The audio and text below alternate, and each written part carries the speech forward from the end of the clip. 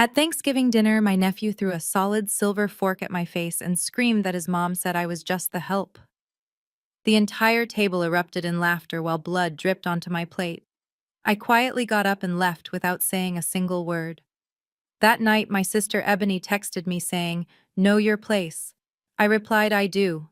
Check your mortgage." By dawn, the bank started calling them, and their nightmare had just begun. Before I continue this story, let me know where you are watching from in the comments below. Hit like and subscribe if you have ever had to stand up to family members who mistook your kindness for weakness. My name is Jasmine, and at 32 years old, I have mastered the art of being invisible in plain sight. For the last 5 years, my family has believed I am a struggling tax accountant living in a cramped studio apartment on the south side of Chicago.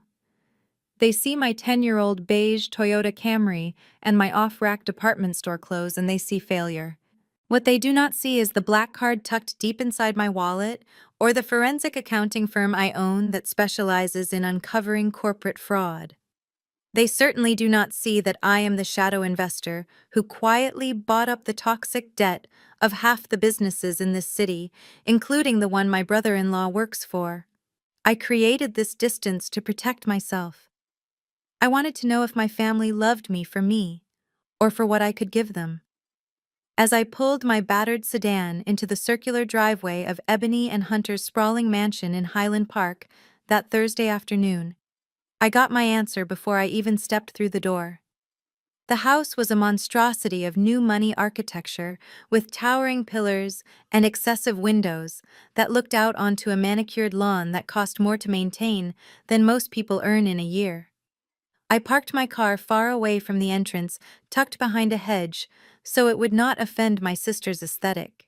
As I walked up the stone path clutching a bottle of wine I had selected carefully for its vintage, I could hear the party already in full swing. I took a deep breath, bracing myself. The moment I rang the bell, the heavy oak door swung open. It was not my sister greeting me, but my brother-in-law, Hunter. He stood there holding a crystal tumbler of scotch, looking past me as if checking to see if anyone important had arrived behind me. "You are late," Jasmine Hunter said without a hello, stepping aside just enough to let me squeeze past him. "We already started appetizers. Here, take these." He thrust a pile of heavy wool coats into my arms. "The closet is full, so just put these in the guest room upstairs, and try not to wrinkle them. That trench coat is Burberry." I stood there for a moment holding the coats of strangers staring at the man who had married my sister 3 years ago. Hunter was a private equity manager who wore his arrogance like a second skin. He had always treated me with a specific brand of polite disdain reserved for people he considered beneath his tax bracket. I swallowed my pride and walked up the grand staircase. I placed the coats on the bed, smoothing them out. I caught my reflection in the mirror. I looked tired but composed. I told myself I could survive 4 hours. I was wrong. When I came back downstairs, the dining room was a theater of illusions. My mother Beatrice sat at the head of the table wearing a hat that was far too large for being indoors holding court with a glass of champagne. Ebony was next to her glowing in a silk dress that barely concealed the baby bump of her second child. She was busy staging a photo of the turkey for her 50,000 Instagram followers. Everyone was laughing a little too loudly, drinking a little too fast. The air smelled of roasted sage and expensive perfume, but underneath it, I could smell the rot. I noticed things others missed. I saw the slight fray on the cuff of Hunter's dress shirt. I noticed the way my mother's eyes darted anxiously every time the catering staff walked by, as if she was afraid the credit card on file might decline. There was no seat set for me. "Oh, there you are," Ebony said, looking up from her phone. "We ran out of chairs at the main table. You do not mind sitting at the kids' table, right?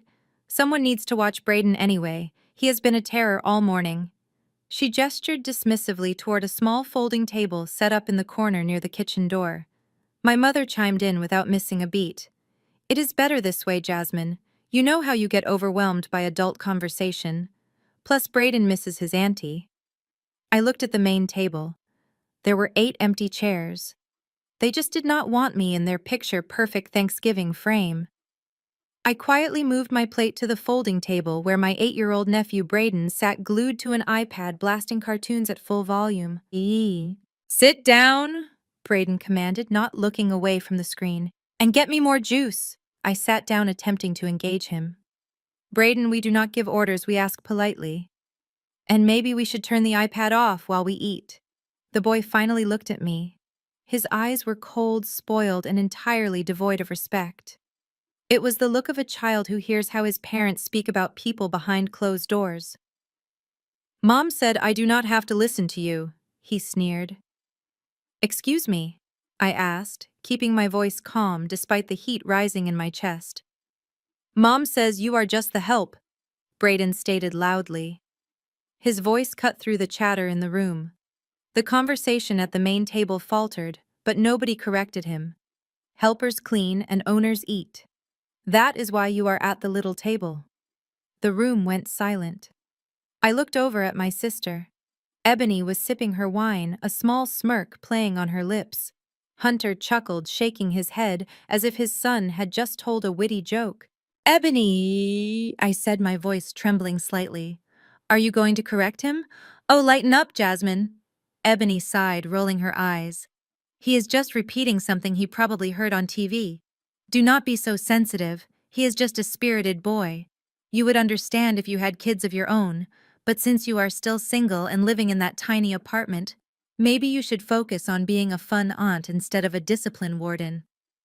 I turned back to Braden, who was now stabbing a dinner roll with a silver fork. Braden put the fork down and turned off the iPad. It is time to eat. No, he screamed. He raised his arm and with a force that shocked me, he hurled the heavy silver fork directly at my face. Time seemed to slow down. I saw the tines rotating in the air before the metal struck the high point of my cheekbone just below my left eye. The impact was a dull, heavy thud, followed by a sharp, stinging pain. The fork clattered onto my porcelain plate with a deafening crash. I gasped, bringing my hand to my face. When I pulled it away, my fingers were coated in bright red blood. A drop splattered onto the white tablecloth. Then another. The silence that followed was absolute. But it was not filled with concern. It was filled with annoyance. Great Hunter groaned, slamming his hand on the table. Now we have a scene. Braden, look what you did. You got blood near the turkey. I am bleeding, I whispered, pressing a napkin to my cheek. The blood was soaking through the linen, rapidly hot and sticky. Ebony rushed over, but not to me. She went to Braden, who had started to fake cry the moment he saw the blood. Oh, my poor baby, she cooed, hugging the boy who had just assaulted me.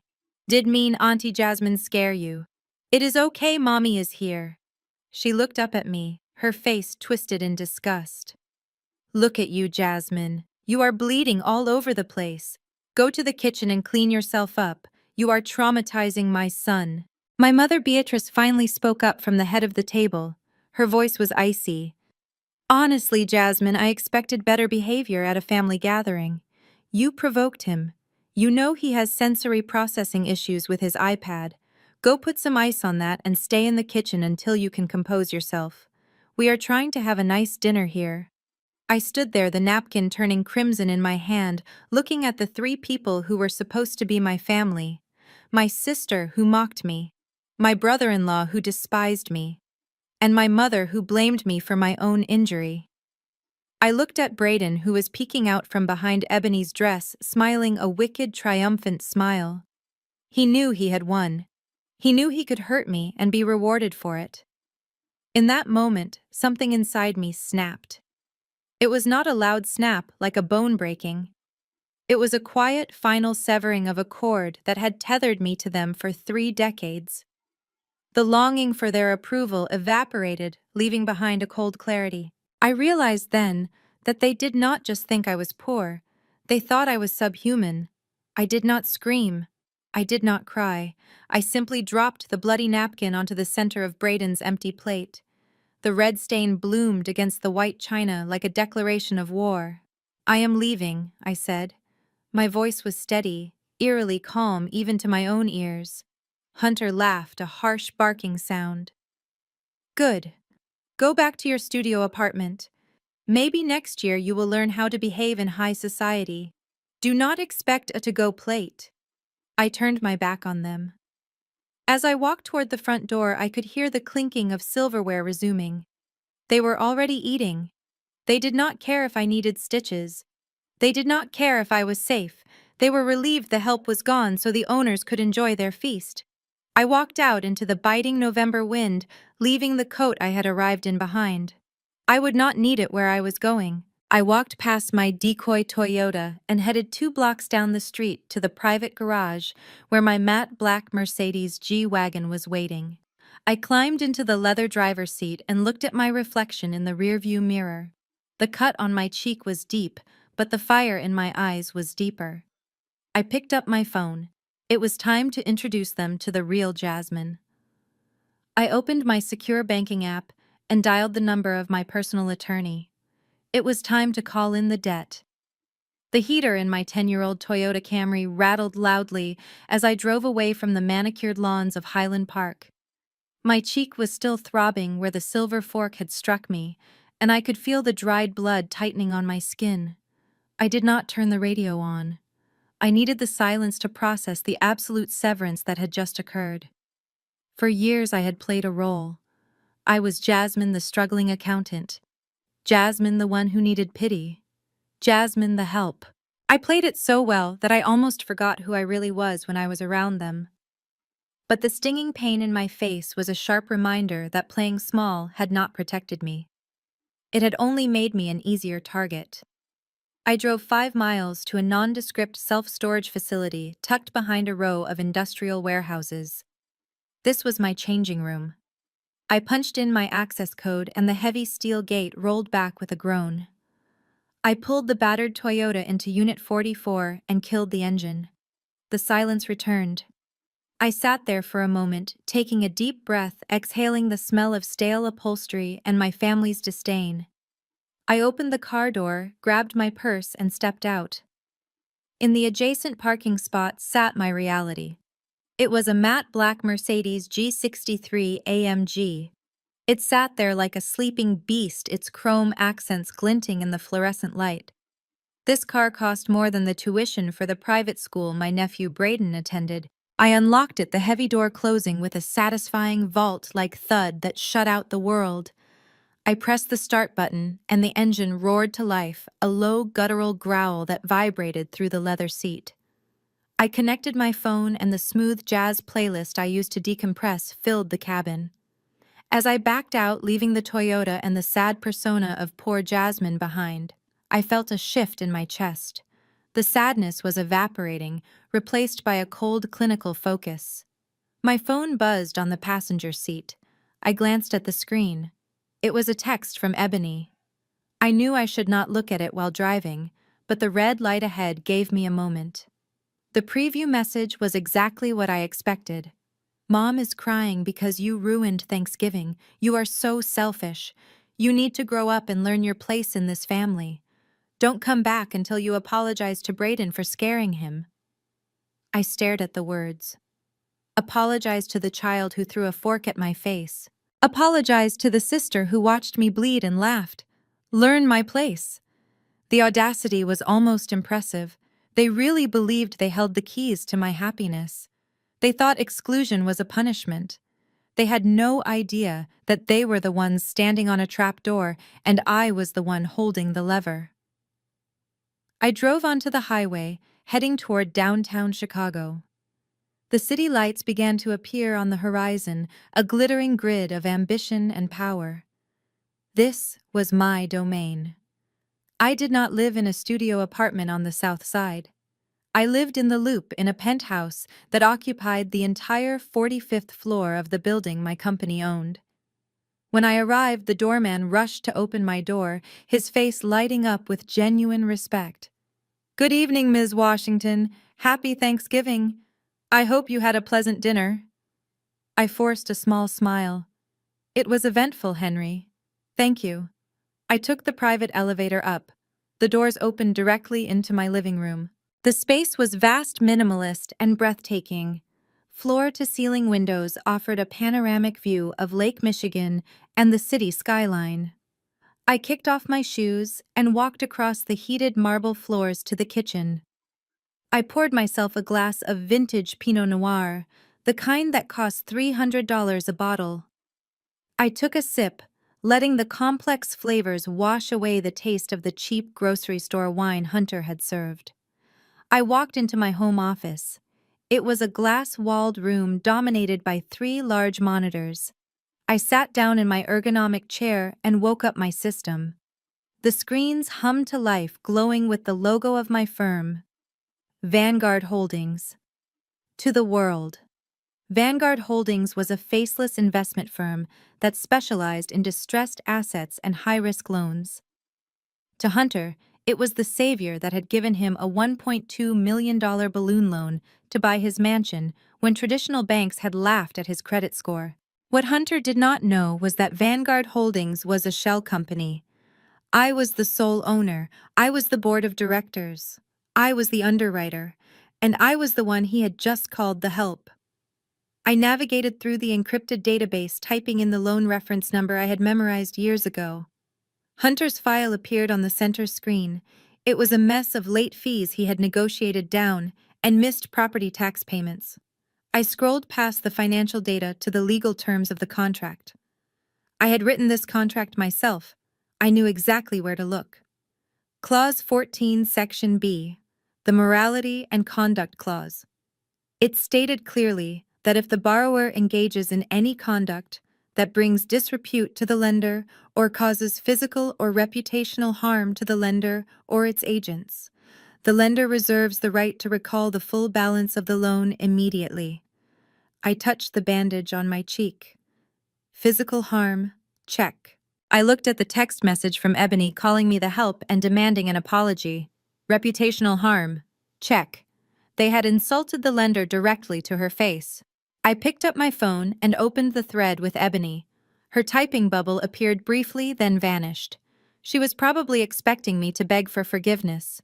I typed a response, my thumbs moving with precision. I do know my place, Ebony. It is listed as the primary lien holder on the deed to your house. Check your mortgage. Interest rates just adjusted. I hit send. Then I turned back to my computer screen. My mouse hovered over a red button on the interface labeled Default Action. I did not hesitate.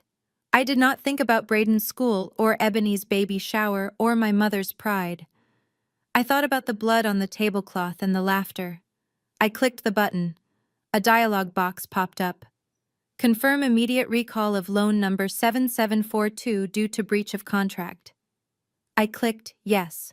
The status bar on Hunter's file changed from active to default. The system automatically generated a flurry of digital actions. Emails were sent to the credit bureaus. A notification was pushed to the county clerk's office, and an automated robocall was scheduled to dial Hunter's cell phone every 15 minutes until the balance was paid in full. I leaned back in my chair, watching the data stream. The trap was sprung. By tomorrow morning, their bank accounts would be frozen. Their credit cards would be declined. And they would realize that the sister they treated like a servant was the master of their fate. I took another sip of wine and watched the city lights. The view was beautiful from up here. And for the first time all day, I finally felt full. Sunlight streamed through the floor-to-ceiling windows of the master bedroom in Highland Park, but for Hunter the day was already starting off wrong. He stood in his state-of-the-art kitchen, frowning at his phone. He was trying to order a recurring shipment of his favorite artisanal coffee beans from a boutique roaster in Seattle. It was a small luxury he felt he deserved after tolerating my presence the night before. He tapped the purchase button again. Transaction declined. The bright red letters flashed on the screen, mocking him. He scoffed, assuming it was a glitch with the roaster's website. He pulled out his wallet and switched cards, entering the details for his Platinum American Express. This card had a limit that could buy a small island. He tapped purchase. Transaction declined. Contact your financial institution. Hunter felt a prickle of irritation on the back of his neck. This was impossible. He made 6 figures. He lived in the most exclusive zip code in Illinois. His cards did not get declined. He tossed the phone onto the marble countertop, the sound echoing in the silent kitchen. He needed to resolve this before Ebony woke up. He could not have his wife thinking there was a cash flow problem, especially not after he had promised her a spa weekend to recover from the stress of Thanksgiving. He dialed the number on the back of his card, pacing the length of the kitchen island. The automated system was infuriatingly slow, but eventually he was connected to a representative. "This is Hunter. My card is not working and I need it fixed immediately. I have a credit score of 800, so whatever hold you put on it needs to be lifted now." There was a pause on the other end. The silence stretched too long. "I am sorry, sir," the representative said, her voice professional but cold. "I cannot lift the hold. Your accounts have been frozen per a court order received early this morning." "Court order?" Hunter stopped pacing. He laughed, a nervous, incredulous sound. "You have the wrong person. I have not been to court. Who authorized this?" The representative hesitated. "The freeze was initiated by the primary lien holder of your mortgage and major creditor, Vanguard Holdings. They have cited a breach of contract regarding immediate default. All assets linked to your Social Security number are currently locked pending a forensic audit." Vanguard Holdings. Hunter knew the name. Of course he knew it. 3 years ago, when traditional banks had laughed at his debt-to-income ratio, Vanguard, Bad, stepped in like a guardian angel. They were a private investment firm that specialized in high-risk loans. He had signed the papers without reading the fine print because he was desperate to get Ebony this house. He had always assumed Vanguard was some faceless conglomerate run by algorithms. He never imagined they would actually check up on him. "This is a mistake," Hunter snapped, though his hand was starting to tremble. "I paid the mortgage last month. You tell Vanguard to back off or I will sue them for every penny they have." "I cannot tell them anything, sir," the rep said. "You will have to contact their legal department directly." "Good day." The line went dead. Hunter stared at the phone. Frozen. His stomach churned. He looked around his kitchen at the stainless steel appliances and the imported tile. It all suddenly felt fragile, like a movie set that could be struck down in an hour. Just then, Ebony walked into the kitchen. She looked rough. Her eyes were puffy from sleep, and she was wearing a silk robe that she had charged to the very card that was now useless. She was holding her phone, looking confused and annoyed. "You are not going to believe this," she said, pouring herself a glass of water from the fridge dispenser. "Jasmine texted me last night. I just saw it. She is delusional, Hunter. Like actually mentally unstable." Hunter looked up, distracted. "What did she say?" Ebony read from the screen, her voice dripping with sarcasm. She said, "I do know my place. It is on the deed to your house. Check your mortgage. Interest rates just adjusted." Ebony laughed, shaking her head. "Can you believe her? She thinks she can scare us with financial terms she probably learned from a pamphlet at her tax job. She probably thinks a mortgage is something you can edit like a Wikipedia page." Hunter did not laugh. The words hit him like a physical blow. "Check your mortgage. Vanguard Holdings. The freeze." The pieces were floating in the air, but he refused to let them click together. It was too absurd. Jasmine drove a 10-year-old Toyota. Jasmine wore clothes from Target. Jasmine was the help. "Mom called her this morning," Ebony continued, tapping furiously on her screen. She wanted to tell Jasmine off for ruining dinner and making Brayden cry. But the call went straight to voicemail. She blocked Mom. "Can you imagine the disrespect?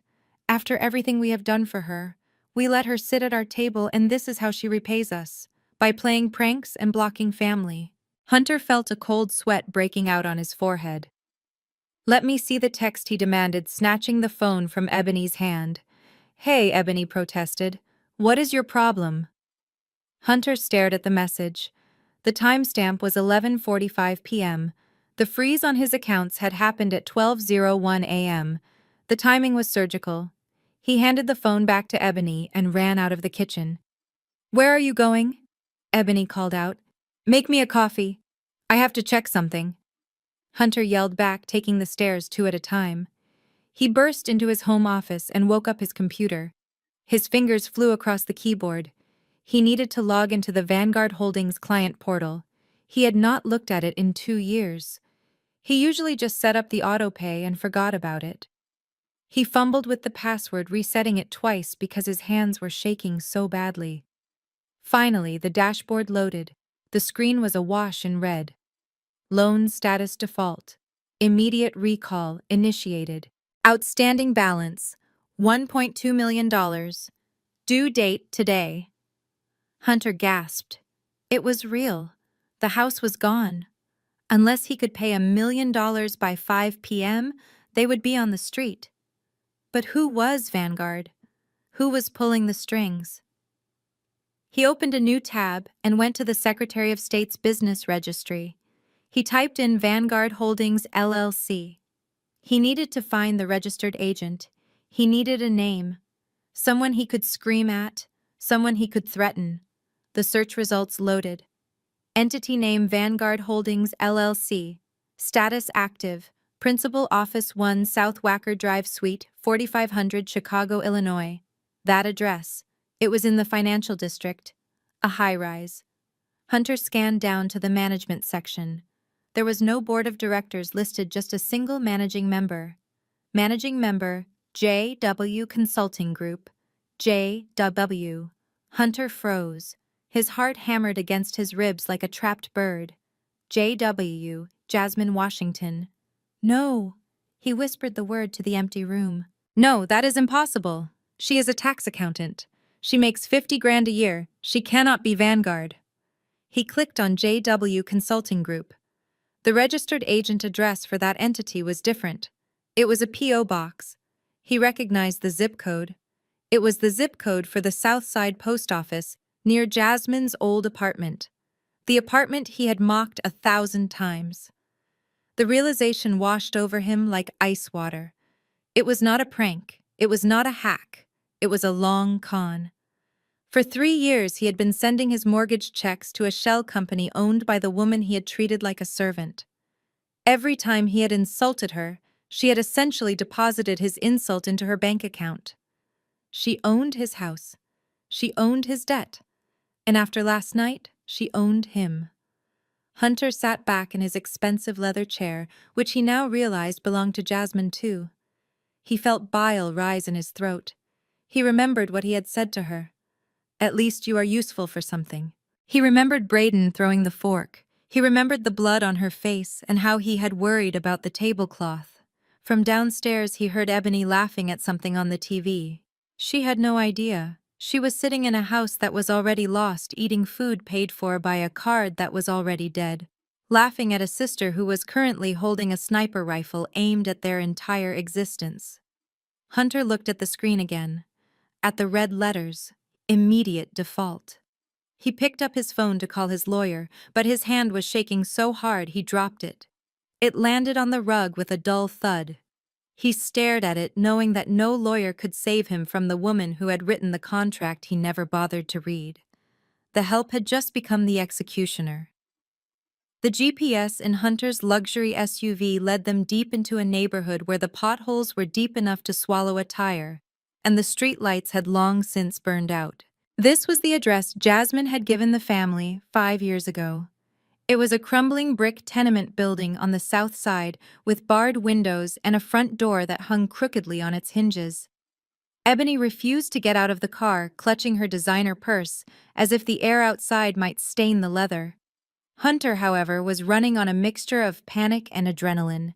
He slammed the car door and marched up the cracked concrete steps, pounding his fist against the peeling paint of apartment 4B. "Open up!" Jasmine Hunter screamed. "I know you are in there. We need to talk about this banking error right now." There was no answer. He pounded again, harder this time, rattling the frame.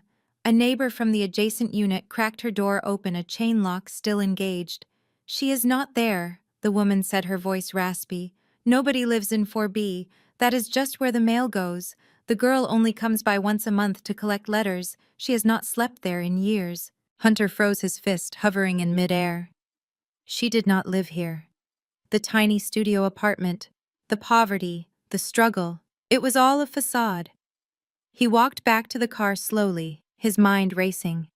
If she did not live here, then where was she? And more importantly, where was Vanguard Holdings? He pulled out his phone again, his fingers trembling as he typed the address he had found on the Secretary of State website earlier.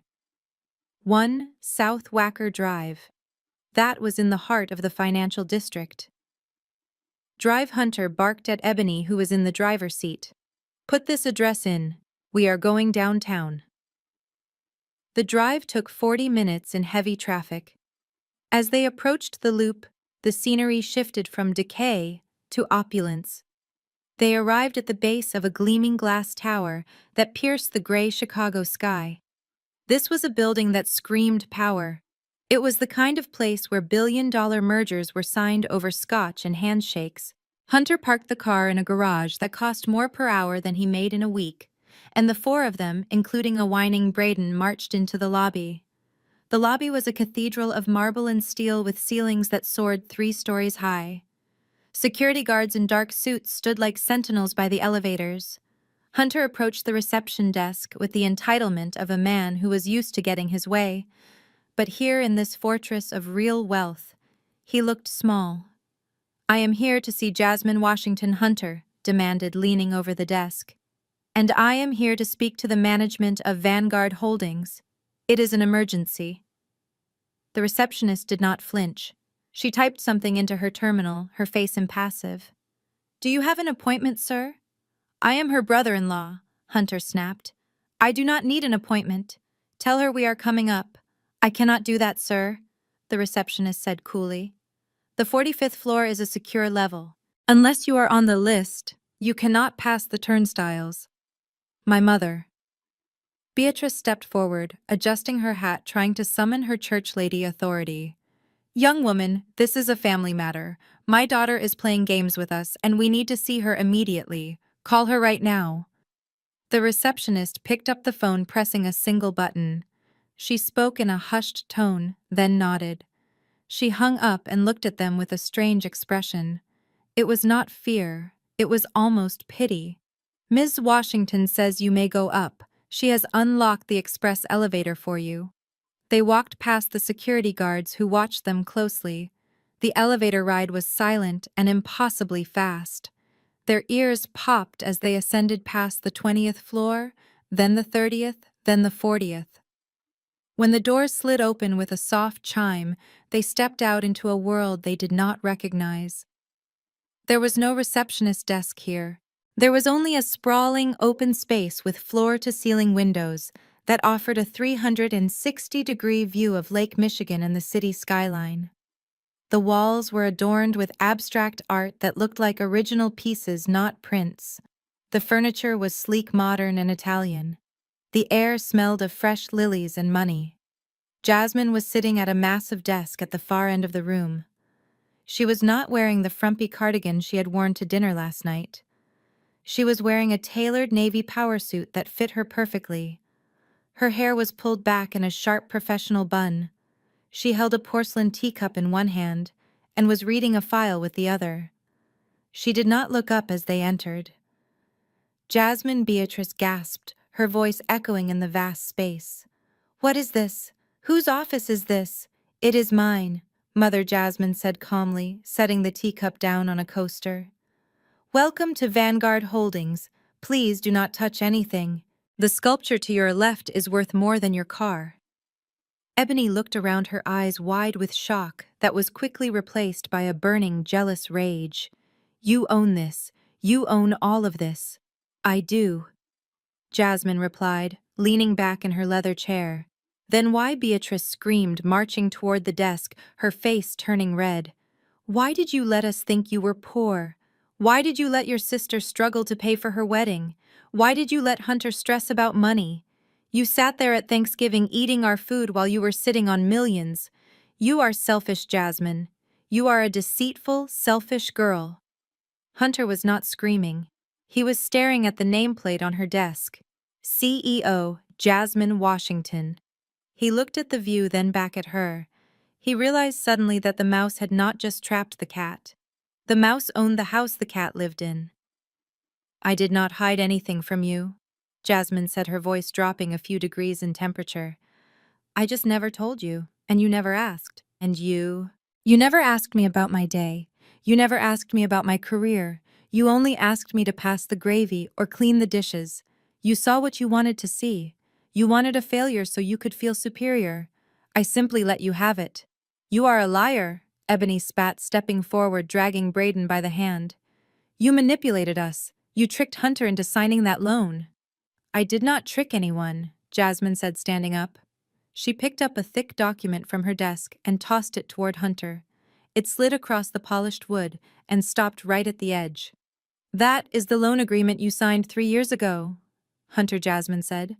You were so desperate to impress Ebony with a mansion you could not afford that you did not even have a lawyer review it. You just saw the money and signed. Hunter looked down at the document. He recognized his own signature on the cover page. I suggest you turn to page 14. Hunter, Jasmine continued, her voice sharp as a razor. It is the section titled Borrower Conduct. Tell me, Hunter, did you read the fine print before you called the owner of your mortgage the help in front of her own family? Hunter swallowed hard. His throat felt like it was filled with sand. He looked up at Jasmine, and for the first time in his life he was not looking at his wife's little sister. He was looking at a predator, and he was the prey. Hunter stared at the thick document sliding across the polished mahogany desk, but he did not pick it up. He did not have to. The cover page was emblazoned with the Vanguard Holdings logo, a stylized lion that looked predatory and unforgiving. I watched his throat bob as he swallowed hard, trying to moisten a mouth that had suddenly gone dry. The air conditioning in my office was set to a crisp 68 degrees, but I could see beads of sweat forming along his hairline. Go ahead, Hunter, I said, leaning back in my chair and crossing my legs. Read it. Or would you prefer a visual aid? I did not wait for his answer. I picked up a slim silver remote and pressed a button. The sheer blinds on the far wall descended, blocking out the panoramic view of Chicago. A high-definition projector hummed to life, and a digital copy of the loan agreement appeared on the massive screen behind me. It was magnified so large that every comma and period looked like a boulder. I typed a command on my keyboard and the document scrolled down rapidly, stopping at page 14. I highlighted a paragraph in bright yellow. Clause 14, Section B. I read aloud, my voice calm and steady, filling the silent room. The borrower agrees that any conduct resulting in physical injury, harassment, or reputational damage to the lender or the lender's appointed agents shall constitute a material breach of this agreement. In such an event, the lender reserves the right to accelerate the loan and demand immediate repayment of the full principal and accrued interest. I put the remote down. The silence in the room was heavy enough to crush a lung. Hunter blinked, looking from the screen to me and back again. His arrogance was starting to crack, revealing the desperate man beneath. He shook his head slowly, a nervous smile twitching at the corner of his mouth. This is ridiculous, he stammered, his voice pitching up an octave. You are twisting words, Jasmine. That clause is boilerplate. It is meant for, like, if I punched a loan officer or burned down the bank. It is not meant for Thanksgiving dinner. Is it not? I asked, raising an eyebrow. The contract says physical injury to the lender. I am the lender, Hunter. I am Vanguard Holdings. And last night in your dining room, I sustained a physical injury. I raised my hand and slowly peeled back the medical tape on my cheek. The gauze came away, revealing the angry purple bruise and the jagged cut where the silver fork had pierced my skin. The swelling had gone down slightly, but it still looked brutal against my complexion. My mother gasped, covering her mouth with her hand. Ebony looked away, unable to stare at the consequence of her parenting. That is an assault, Hunter, I said, pointing to the wound. In the eyes of the law, and in the eyes of this contract, that is a battery committed on your property by a resident of your property against the primary lien holder. Oh, come on, Hunter shouted, throwing his hands up. It was a fork, Jasmine. A fork thrown by an 8-year-old boy. It was an accident, a tantrum. You are going to take my house because a kid missed his nap time. You are insane. Ebony found her voice then, stepping up beside her husband. She crossed her arms, trying to look intimidating, but she just looked frightened. This is petty, Jasmine. Even for you. You are weaponizing a child's mistake. Brayden did not mean to hurt you. He was just playing. And you are going to ruin our lives over a scratch. A scratch, I repeated quietly. I leaned forward, resting my elbows on the desk. Let us be clear about something. It was not just the fork, it was the words. Reputational damage. That is in the contract, too. I turned back to my computer. You see, Hunter, when you signed this loan 3 years ago, you were desperate. Your private equity firm was drowning in bad crypto investments. You needed cash fast, and no reputable bank would touch you. Vanguard gave you a lifeline. But because you were high risk, I installed certain safeguards. Standard procedure for volatile assets. Safeguards? Hunter asked, his face draining of color. What safeguards? I tapped a key. The screen behind me changed. Gone was the legal document. In its place was a grainy but high-definition video feed. I require all collateral properties to be monitored, I explained, to ensure the asset is being maintained. The cameras are discreet, of course, but they record everything, including the dining room. On the screen, the scene from last night played out. It was like watching a horror movie where you know the jump scare is coming. There we were sitting at the table. There was the glint of the chandelier, and there was the audio crisp and clear. Mom says I do not have to listen to you. The digital voice of Brayden rang out in the office. You are just the help. Helpers clean, owners eat. I watched my family watch themselves. I saw Mama Beatrice flinch as she heard her own silence on the recording. I saw Hunter smirk on the screen a split second before the violence. Then came the throw. The camera caught the arc of the heavy silver fork perfectly. It hit me with a sickening thud. But the worst part was not the hit. It was what happened after. On the screen, while I was clutching my bleeding face, Ebony started laughing. It was a cruel, dismissive sound. Do not be so sensitive, she said on the video. Hunter's voice followed. At least you are useful for something, Jasmine. I paused the video right there. The image froze on Hunter's sneering face. I looked at the real Hunter standing in my office. He looked like he wanted to vomit. That does not look like an accident, Hunter, I said, my voice ice cold. And that does not sound like a child playing. That sounds like a family teaching a child that his aunt is a subhuman servant who deserves to bleed. I stood up and walked around the desk, closing the distance between us. My heels clicked on the marble floor, echoing like gunshots. You called the owner of your mortgage the help, I whispered, leaning in close enough to smell the fear on him. You laughed when the lender was assaulted. You violated Clause 14b not just with violence, but with contempt. You broke the morality clause because you have no morality. Hunter stepped back, hitting the edge of the glass coffee table. He looked at Ebony for help, but she was staring at the frozen image of herself, laughing, looking horrified, not by her actions but by the fact that they were recorded. You spied on us, Ebony whispered, her voice trembling. You had cameras in our house for 3 years. I monitored my investment, I corrected her. And it is a good thing I did. Because now I have proof. This is not just a banking error, Ebony. This is cause. I have the legal right to foreclose. And I have the video evidence to defend that foreclosure in any court in America. Hunter sank onto the leather sofa, his legs giving out. He put his head in his hands. 3 years, he muttered. You held this over us for 3 years. I did not hold anything over you, I said, walking back to my chair. I gave you a chance. I gave you a home. I gave you money when nobody else would. All you had to do was treat me with basic human decency. All you had to do was tell your son to respect his aunt. But you could not even do that. I picked up the remote and turned off the projector. The screen went black, plunging the room back into the soft, natural light of the afternoon. The grace period is over.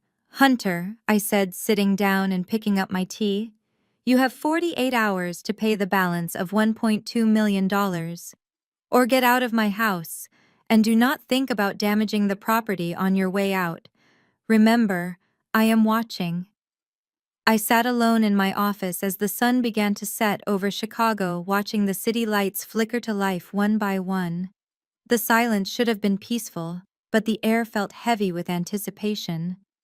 I knew my family. I knew that narcissists do not reflect on their behavior when they are cornered. They attack. They rewrite history to make themselves the victim. I did not have to wait long for the counterstrike. My phone buzzed on the mahogany desk. It was a notification from Instagram. Ebony is live. I picked up the phone and tapped the screen. I was not following her from my personal account, which she had blocked hours ago. I was watching from a burner account I used for due diligence on potential investments. The screen loaded, and there she was. Ebony was sitting in her walk-in closet, the one filled with clothes she could no longer afford. She had set up her ring light perfectly to cast a soft, sympathetic glow on her face. She was not wearing the designer dress from earlier. She was wearing an oversized gray sweatshirt, looking small and vulnerable. Her mascara was artfully smudged beneath her eyes as if she had been crying for hours. The viewer count was climbing rapidly. 5,000, 10,000, 50,000. "Hey guys," she whispered into the camera, wiping away a tear that looked rehearsed. "I did not want to do this. You know I like to keep my page positive. I like to share my wins and my family and my joy, but today my heart is just shattered." I leaned back in my chair, sipping my cold tea, watching the performance. "My sister Jasmine," she continued, her voice trembling. "You guys know I have tried to help her for years. We gave her money when she was struggling. We let her into our home. We let her be around my son Brayden, even though she is unstable. But today, we found out the truth." She paused for dramatic effect, letting the comments roll in. "Poor Ebony. Stay strong, Mama. What happened?" "She has been scamming us," Ebony said, looking directly into the lens. "It turns out she has been running some kind of illegal lending scheme. She manipulated my husband Hunter into signing some papers years ago when his business was going through a rough patch. We thought she was helping us because we are family, but she was setting a trap.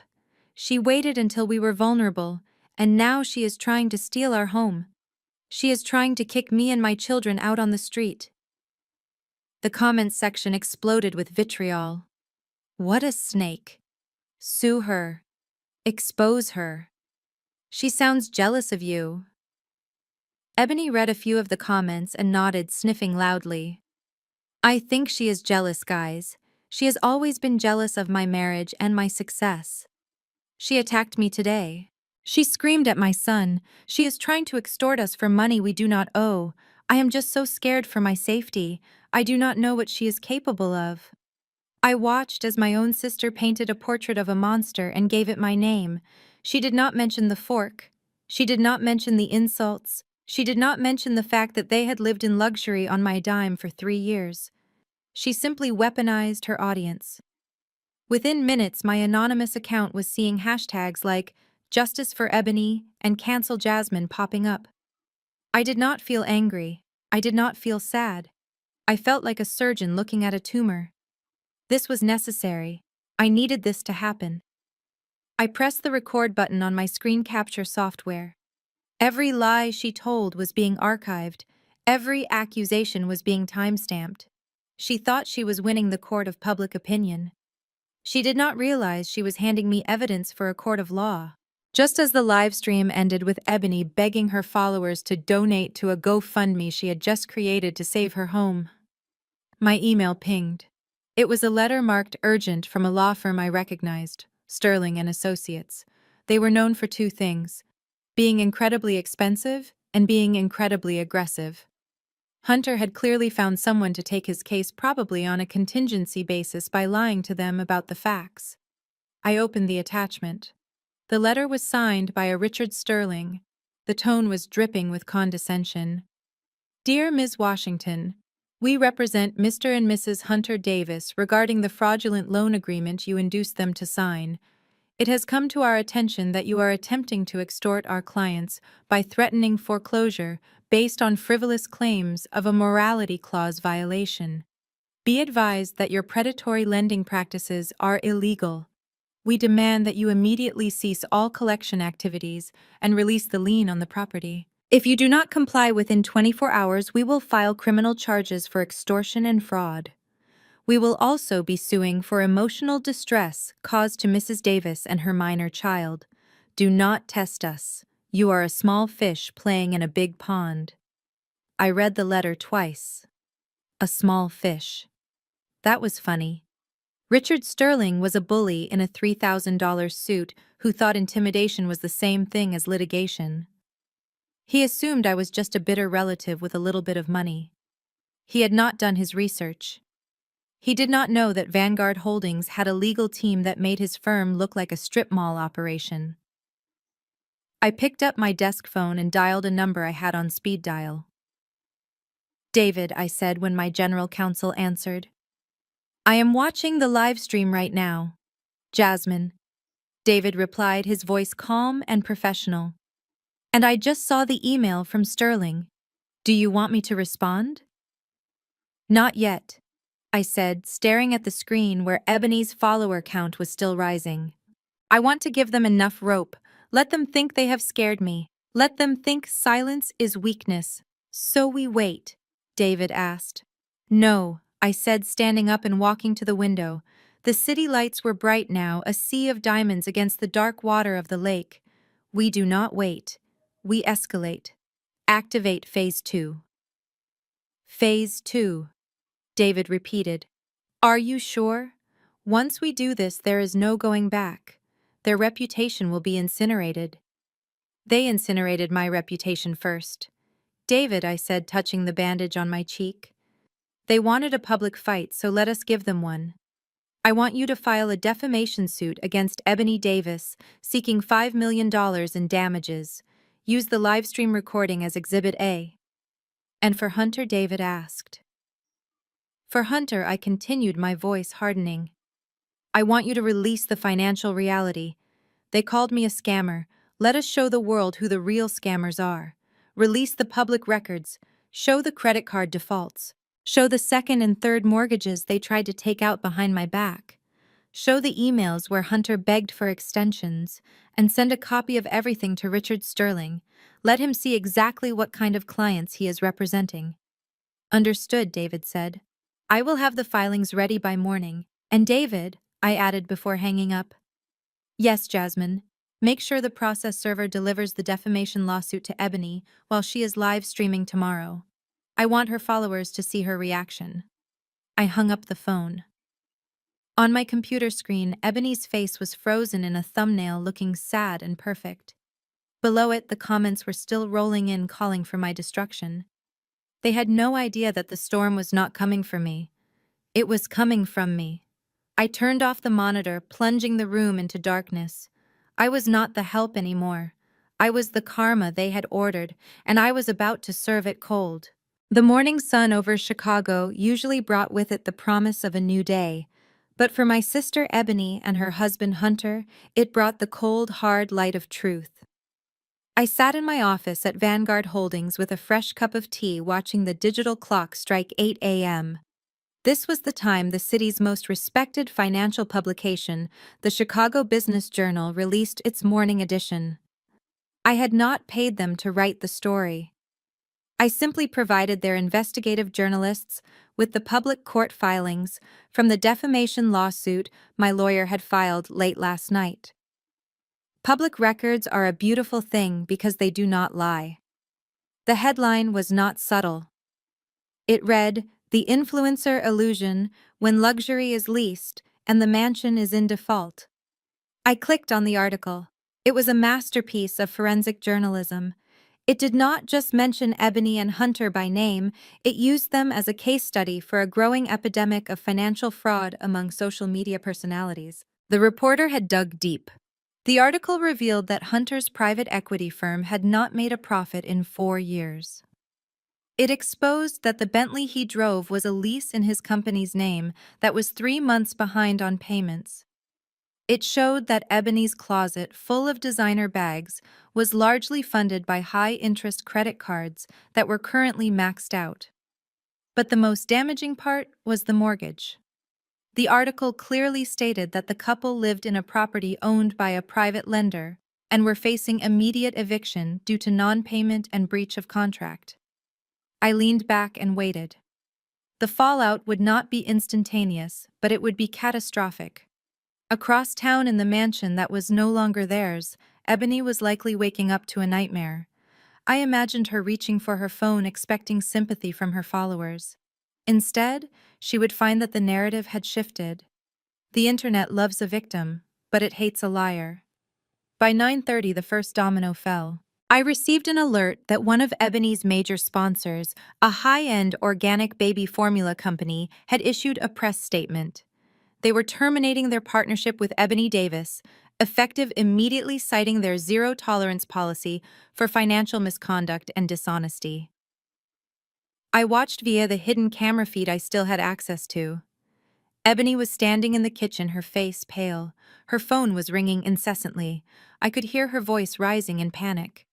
"What do you mean you are pulling the campaign?" she screamed into the receiver. "That is a $50,000 contract. You cannot just cancel it. I have already spent the advance." She listened for a moment, then threw the phone onto the counter. It slid across the marble and hit the fruit bowl. She grabbed her hair, pulling at the roots. "Hunter," she shrieked. "Hunter, get down here!" Hunter walked into the kitchen looking like a ghost. He was unshaven, still wearing the same clothes from yesterday. He held a tablet in his hand. "It is over, Ebony," he said, his voice hollow. "Everyone knows. My partners are calling me. They want to buy me out for pennies. They say I am a liability. They say I jeopardize the firm's reputation by getting sued for fraud." "Do something," Ebony yelled. "You are the man. Fix this. Call a lawyer. Call Jasmine." "I cannot call Jasmine," Hunter snapped, slamming the tablet down. "She is the one doing this, Ebony. She released the records. She destroyed us."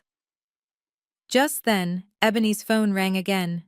She looked at the screen and her face went white.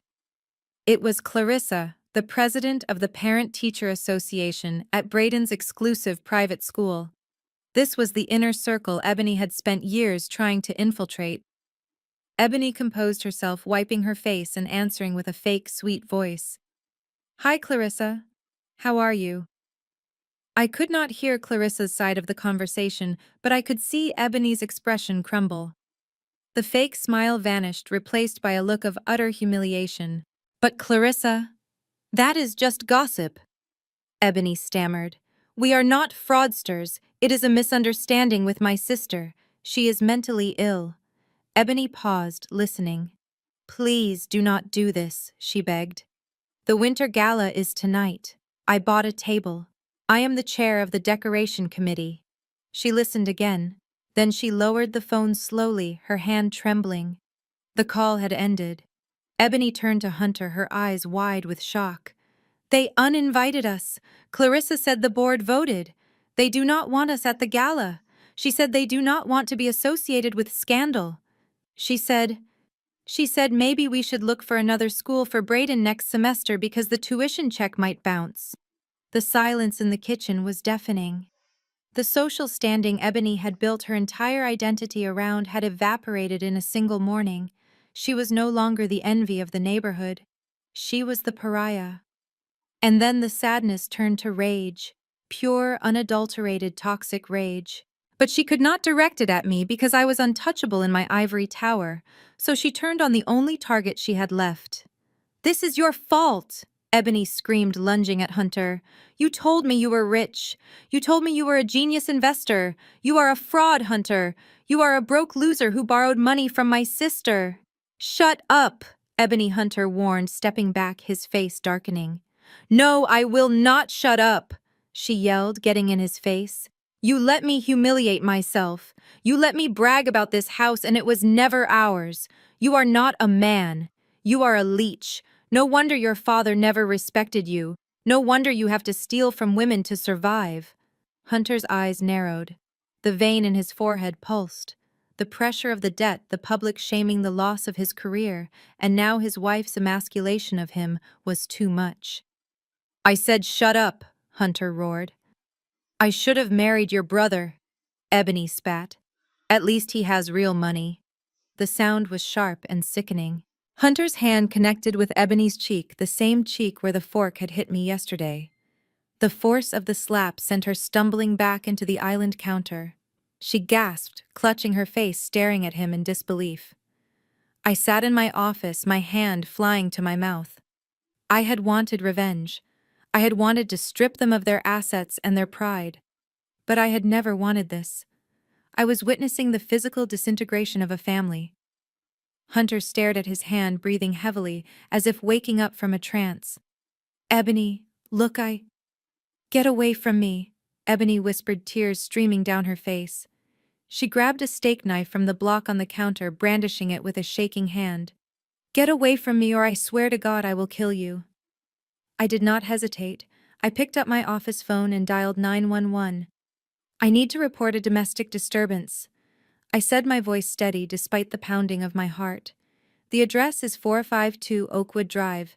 There is a weapon involved. Please hurry." I hung up and looked at the screen.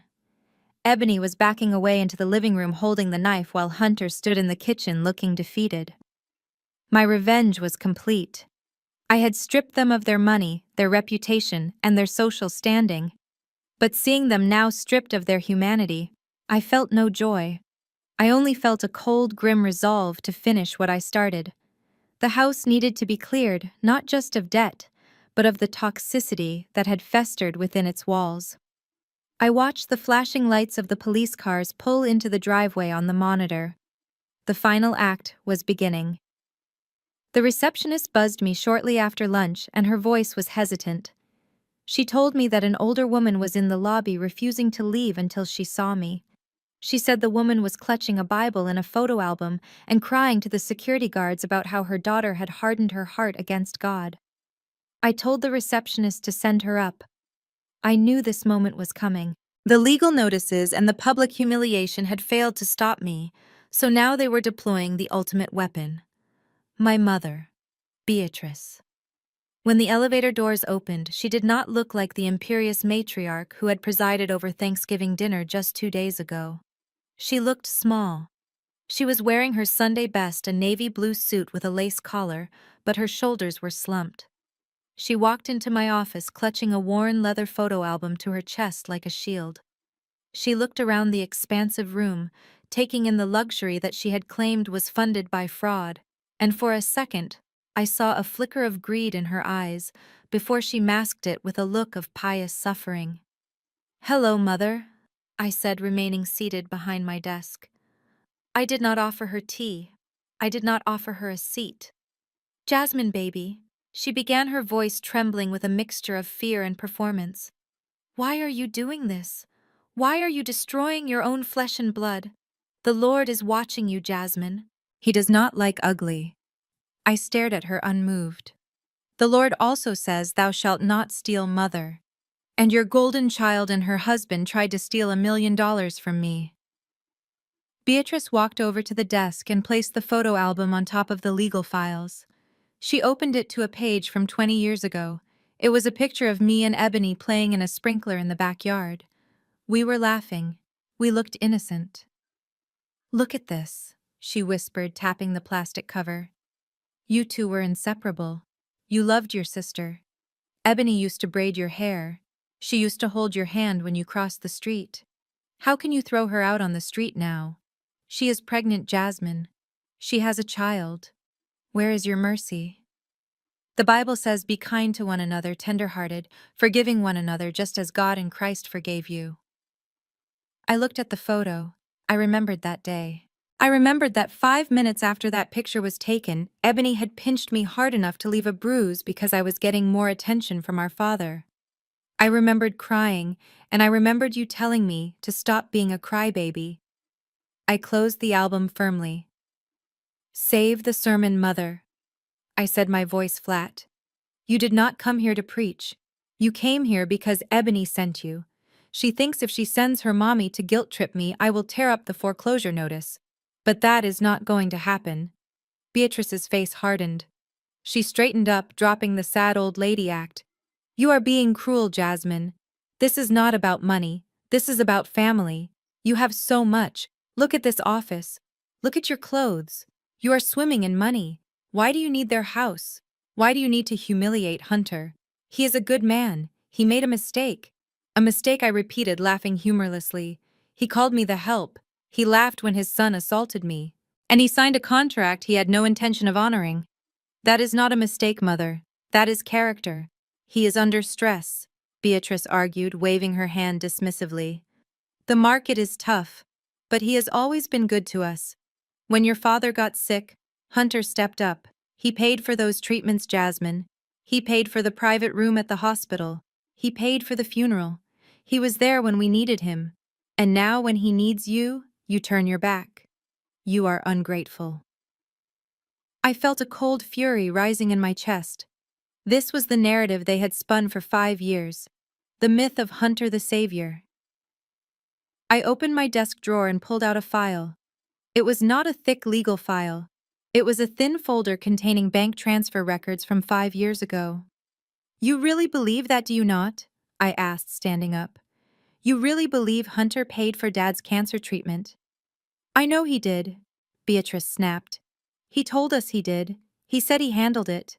He told me not to worry about the bills because he was taking care of the family. That is what a real man does, Jasmine. I slid the folder across the desk. Open it, I said. Beatrice hesitated. She looked at the folder, then at me. Her hand shook as she reached out and flipped it open. The first page was a wire transfer receipt. $50,000 to Chicago Memorial Hospital. The sender was not Hunter Davis. The sender was J.W. Consulting. The second page was another transfer. $20,000 for hospice care. Sender J.W. Consulting. The third page was the funeral home invoice, paid in full, by J.W. Consulting. Beatrice stared at the papers. Her mouth opened but no sound came out. She flipped through them again, looking for Hunter's name. It was nowhere to be found. I paid for it, Mother, I said, my voice breaking slightly despite my best efforts to stay strong. I paid for every single chemo session. I paid for the morphine. I paid for the mahogany casket you insisted on. Hunter did not pay a dime. He was broke even back then. He took the credit because it made him look like a big shot, and I let him, because I did not want Dad to worry that his daughter was the one keeping him alive. I wanted him to think his family was secure. Beatrice looked up from the papers. Her eyes were wide. You, she whispered, but you were working at the library. You were driving that old car. I was building my company, I said. I was living below my means so I could save Dad. While Ebony was buying purses and Hunter was leasing cars to look rich, I was actually writing the checks that kept this family afloat. And you know what the worst part is, Mother? You never even thanked him. You thanked Hunter. You praised Hunter at the funeral. You told everyone how blessed we were to have a wealthy son-in-law. And I stood there in the back and said nothing, because I loved you. Beatrice dropped the folder. She slumped into the chair opposite my desk. For a moment I thought I had broken through. I thought she would finally see me. I thought she would apologize for years of neglect and favoritism. She looked at me and tears welled up in her eyes, but they were not tears of remorse. Why didn't you tell us? She asked, her voice gaining a sudden sharp edge. If you had this kind of money, Jasmine, why did you let us live like that? Why did you let me worry about the electric bill? Why did you let your sister struggle? I stared at her in disbelief. I just proved that I paid hundreds of thousands of dollars to save her husband, and her reaction was to accuse me of holding out on her. I did not let you struggle, I said. I paid off your credit cards 3 times, Mother. I just did it anonymously so you would not feel ashamed. But clearly shame is not something you are capable of feeling. Beatrice stood up, clutching the photo album again. She had processed the information, and she had made her choice. She chose the lie. It does not matter who paid, she said, sniffing loudly, regaining her composure. The past is the past. What matters is right now, and right now you are hurting your sister, Even if you paid for the hospital, it does not give you the right to destroy Ebony. She has a reputation, Jasmine. She has a standing in this community. You are just a single woman with a business. You do not have a family to protect. You can afford to be generous. I felt the final severing of the bond. It was clean and precise. She was admitting it to my face. Ebony's reputation was more important than my sacrifice. Ebony's comfort was worth more than my dignity. I am not the one destroying her mother, I said, walking to the door and opening it. The truth is destroying her. And as for my family, I am protecting it. I am protecting the little girl in that photo album who was kicked out of her house at 18 because she wanted to study finance instead of marrying a pastor. Remember that, mother. You put my suitcase on the porch and told me not to come back until I learned to submit. Well, I never learned to submit. I learned to own. Beatrice stopped at the door. She looked at me one last time. There was no love in her eyes, only a cold calculation. You will be lonely, Jasmine, she spat. Money cannot hug you at night. It can buy a very warm blanket, I replied. And it keeps the wolves away, even the ones dressed in Sunday suits. Goodbye, mother. I closed the door in her face. I heard her gasp on the other side. Then I heard her footsteps retreating down the hall. I walked back to my desk and sat down. My hands were shaking. I put them flat on the cool mahogany surface until they steadied. I picked up the phone and dialed my lawyer. Proceed with the eviction, I said, and add my mother's name to the list of individuals banned from the building. I hung up. I looked at the empty chair where she had sat. The plea had failed. The guilt trip had failed. Now there was nothing left but the end. I watched the GPS tracker on Hunter's leased Bentley ping in a part of Chicago that he usually pretended did not exist. He was not at a country club, and he was certainly not at a bank. He was parked behind a derelict warehouse in the industrial district where the streetlights were broken and the only business being conducted was off the books.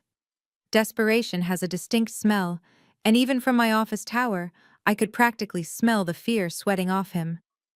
Hunter was meeting with a man named Silas. I knew Silas because 2 years ago, I had built a case against one of his associates for tax evasion. Silas was a hard money lender, which is a polite term for a loan shark. He charged 60% interest, and his late fees usually involved a baseball bat. The fact that Hunter was seeking him out meant he had exhausted every legitimate avenue.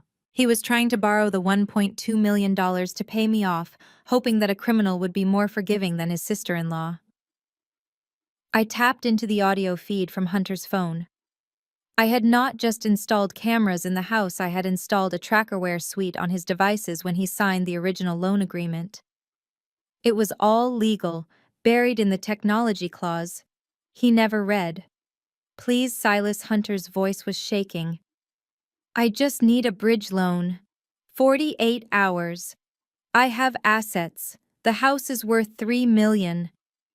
The house is in default.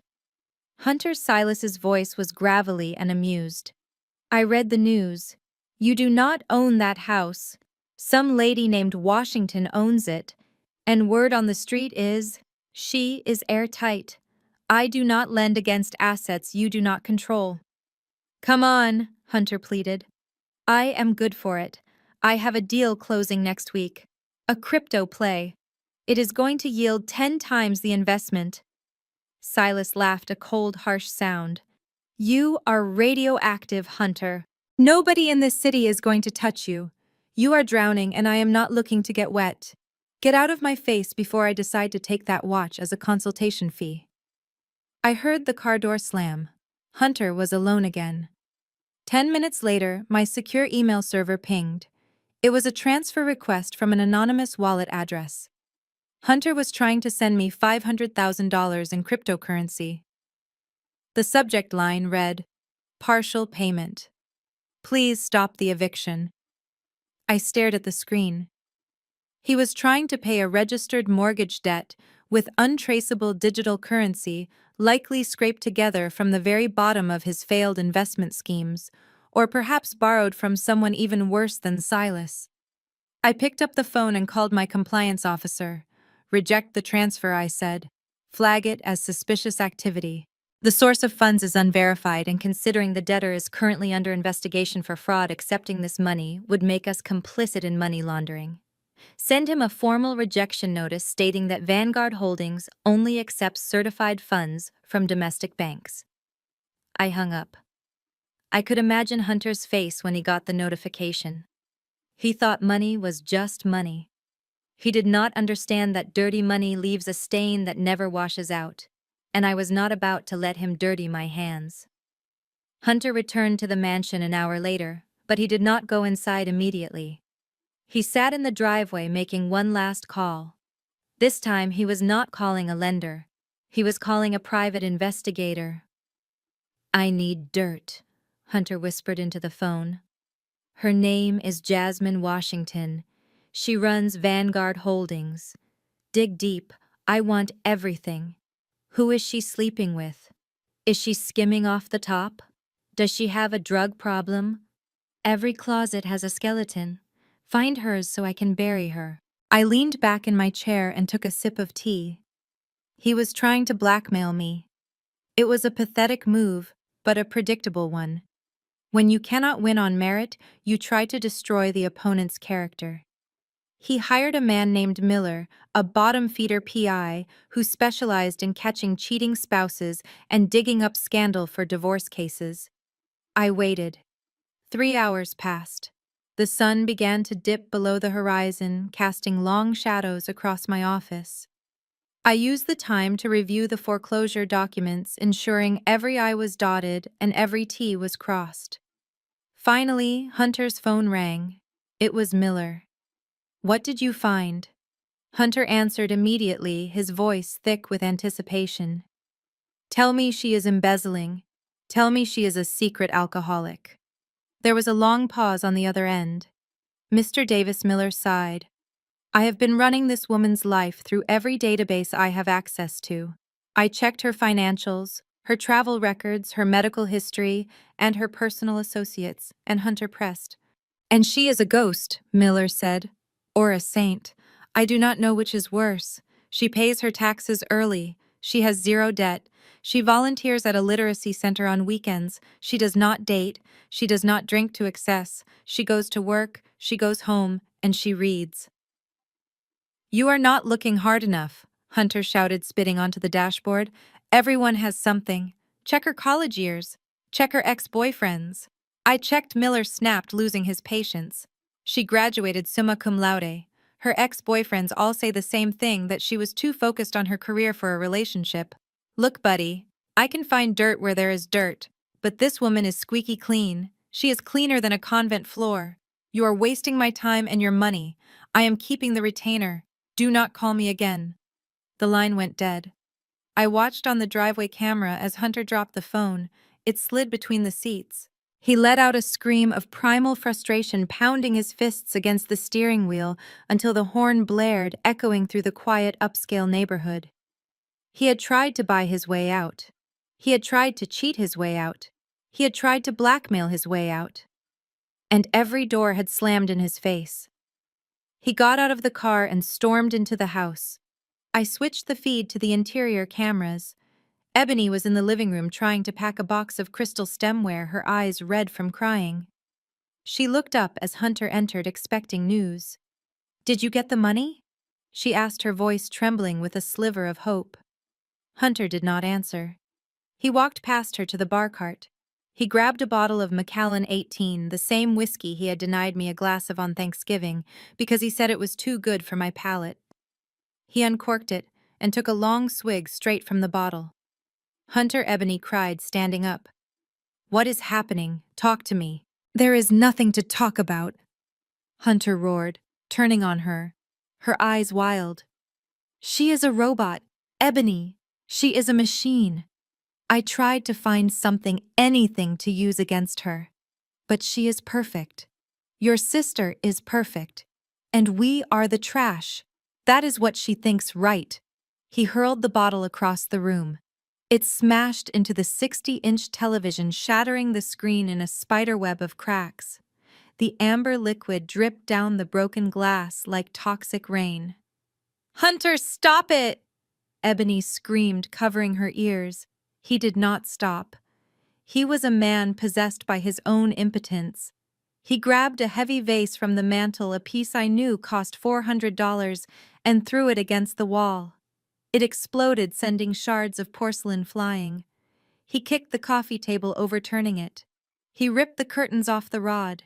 "It is all hers," he screamed, tearing at the sofa cushions. "It is all hers anyway. Let her have it in pieces. If I cannot live here, nobody lives here." I watched calmly from my office, my finger hovering over the mouse. I was not frightened. I was calculating. "That represents a destruction of property clause violation," I whispered to myself. I opened the spreadsheet where I was tracking his debt. I added a new line item: damages to interior fixtures and furnishings. Estimated cost $10,000. I watched him rampage, destroying the illusion of the life he had built. He was smashing the things he loved because he finally realized they never belonged to him. He was throwing a tantrum just like his son had thrown that fork. But this time, there was no one to clean up the mess. I picked up my phone and called the private security detail I had on standby. "The tenant is becoming violent and destroying the asset," I said. "He is unstable. I want a 24-hour guard posted at the perimeter. Do not intervene unless he tries to burn the structure down. Let him break the furniture. I will just deduct it from his bankruptcy filing." I hung up and watched Hunter collapse onto the floor amidst the wreckage of his living room. He was sobbing now, great heaving sobs of a man who had lost the game he thought he rigged. "Keep breaking things, Hunter," I thought. "You are only breaking yourself. The house will be renovated. But you are beyond repair." I sat at my desk with a single sheet of paper in front of me. It was not a lawsuit, and it was not a press release. It was a mercy killing.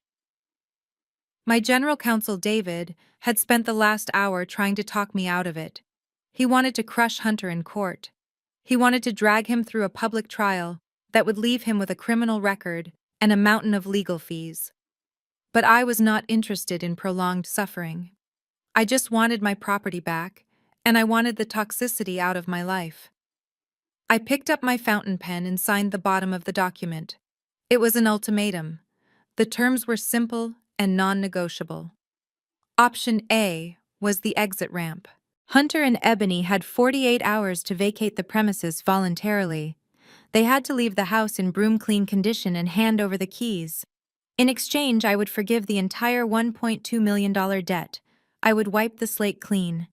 They would walk away with nothing, but they would also walk away with zero liability.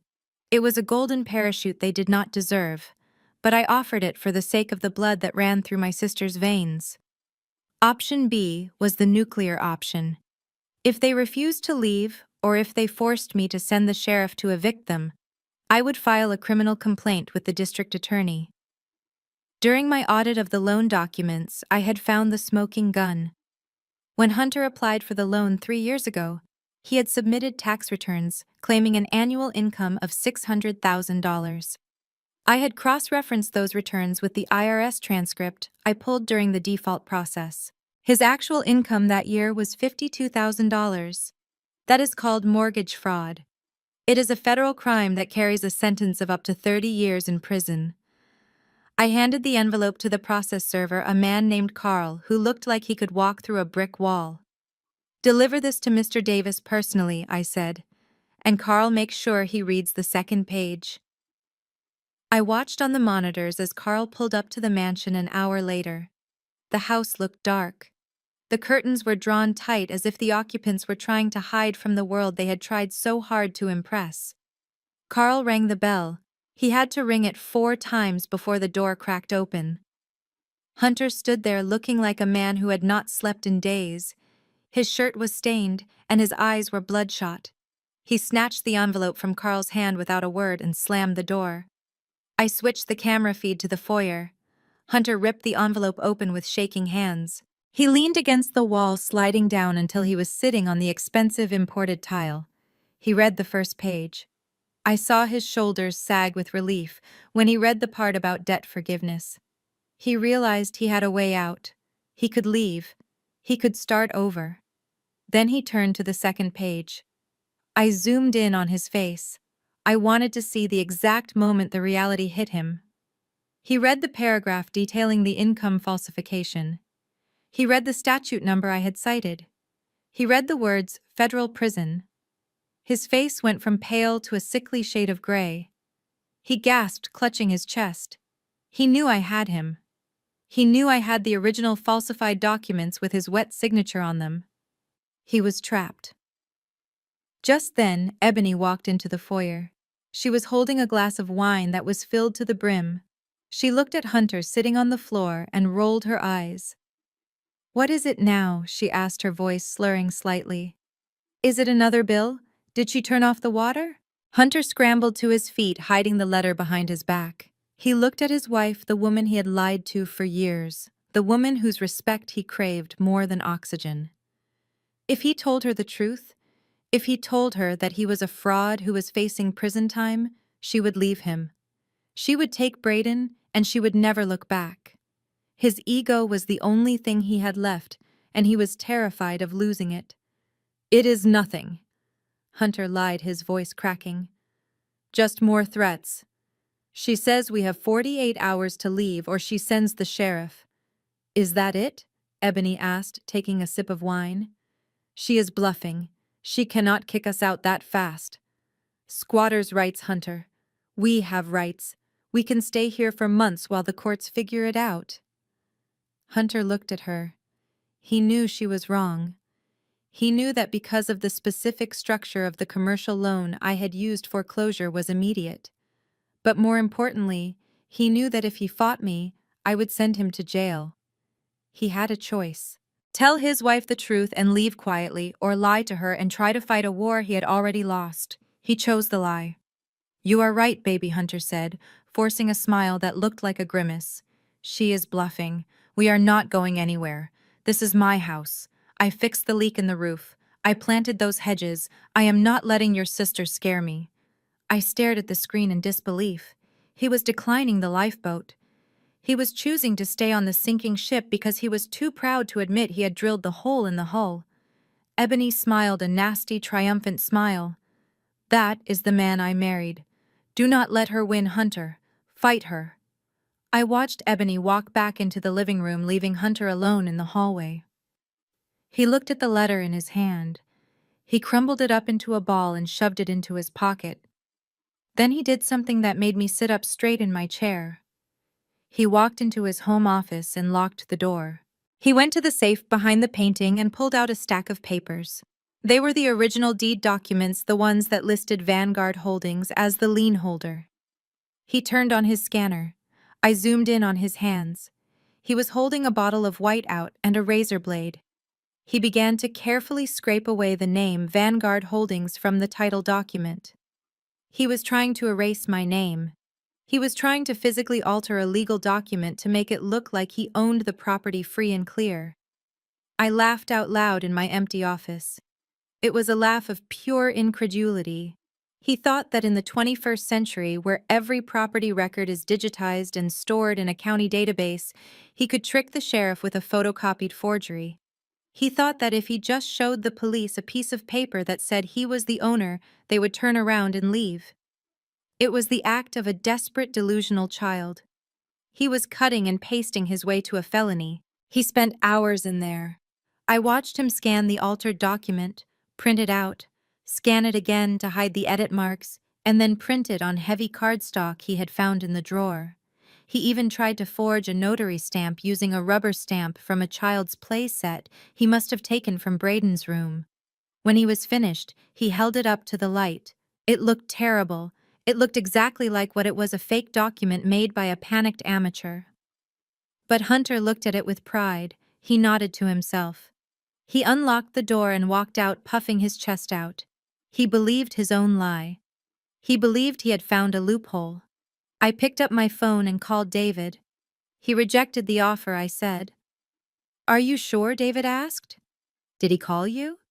"No," I said, watching Hunter pour himself a drink to celebrate his forgery. He decided to double down. And David, you might want to call the district attorney's office. Tell them to have a warrant ready. Not just for fraud. Add forgery and tampering with evidence to the list. You are going to send him to prison, David said quietly. No, David, I replied, watching Hunter toast the air with his glass. I gave him a key to the exit. He used it to lock himself in a cell. The 48-hour clock is ticking. Let us see what he does when the sheriff knocks and he hands over that piece of paper. I turned off the monitor. I needed to sleep.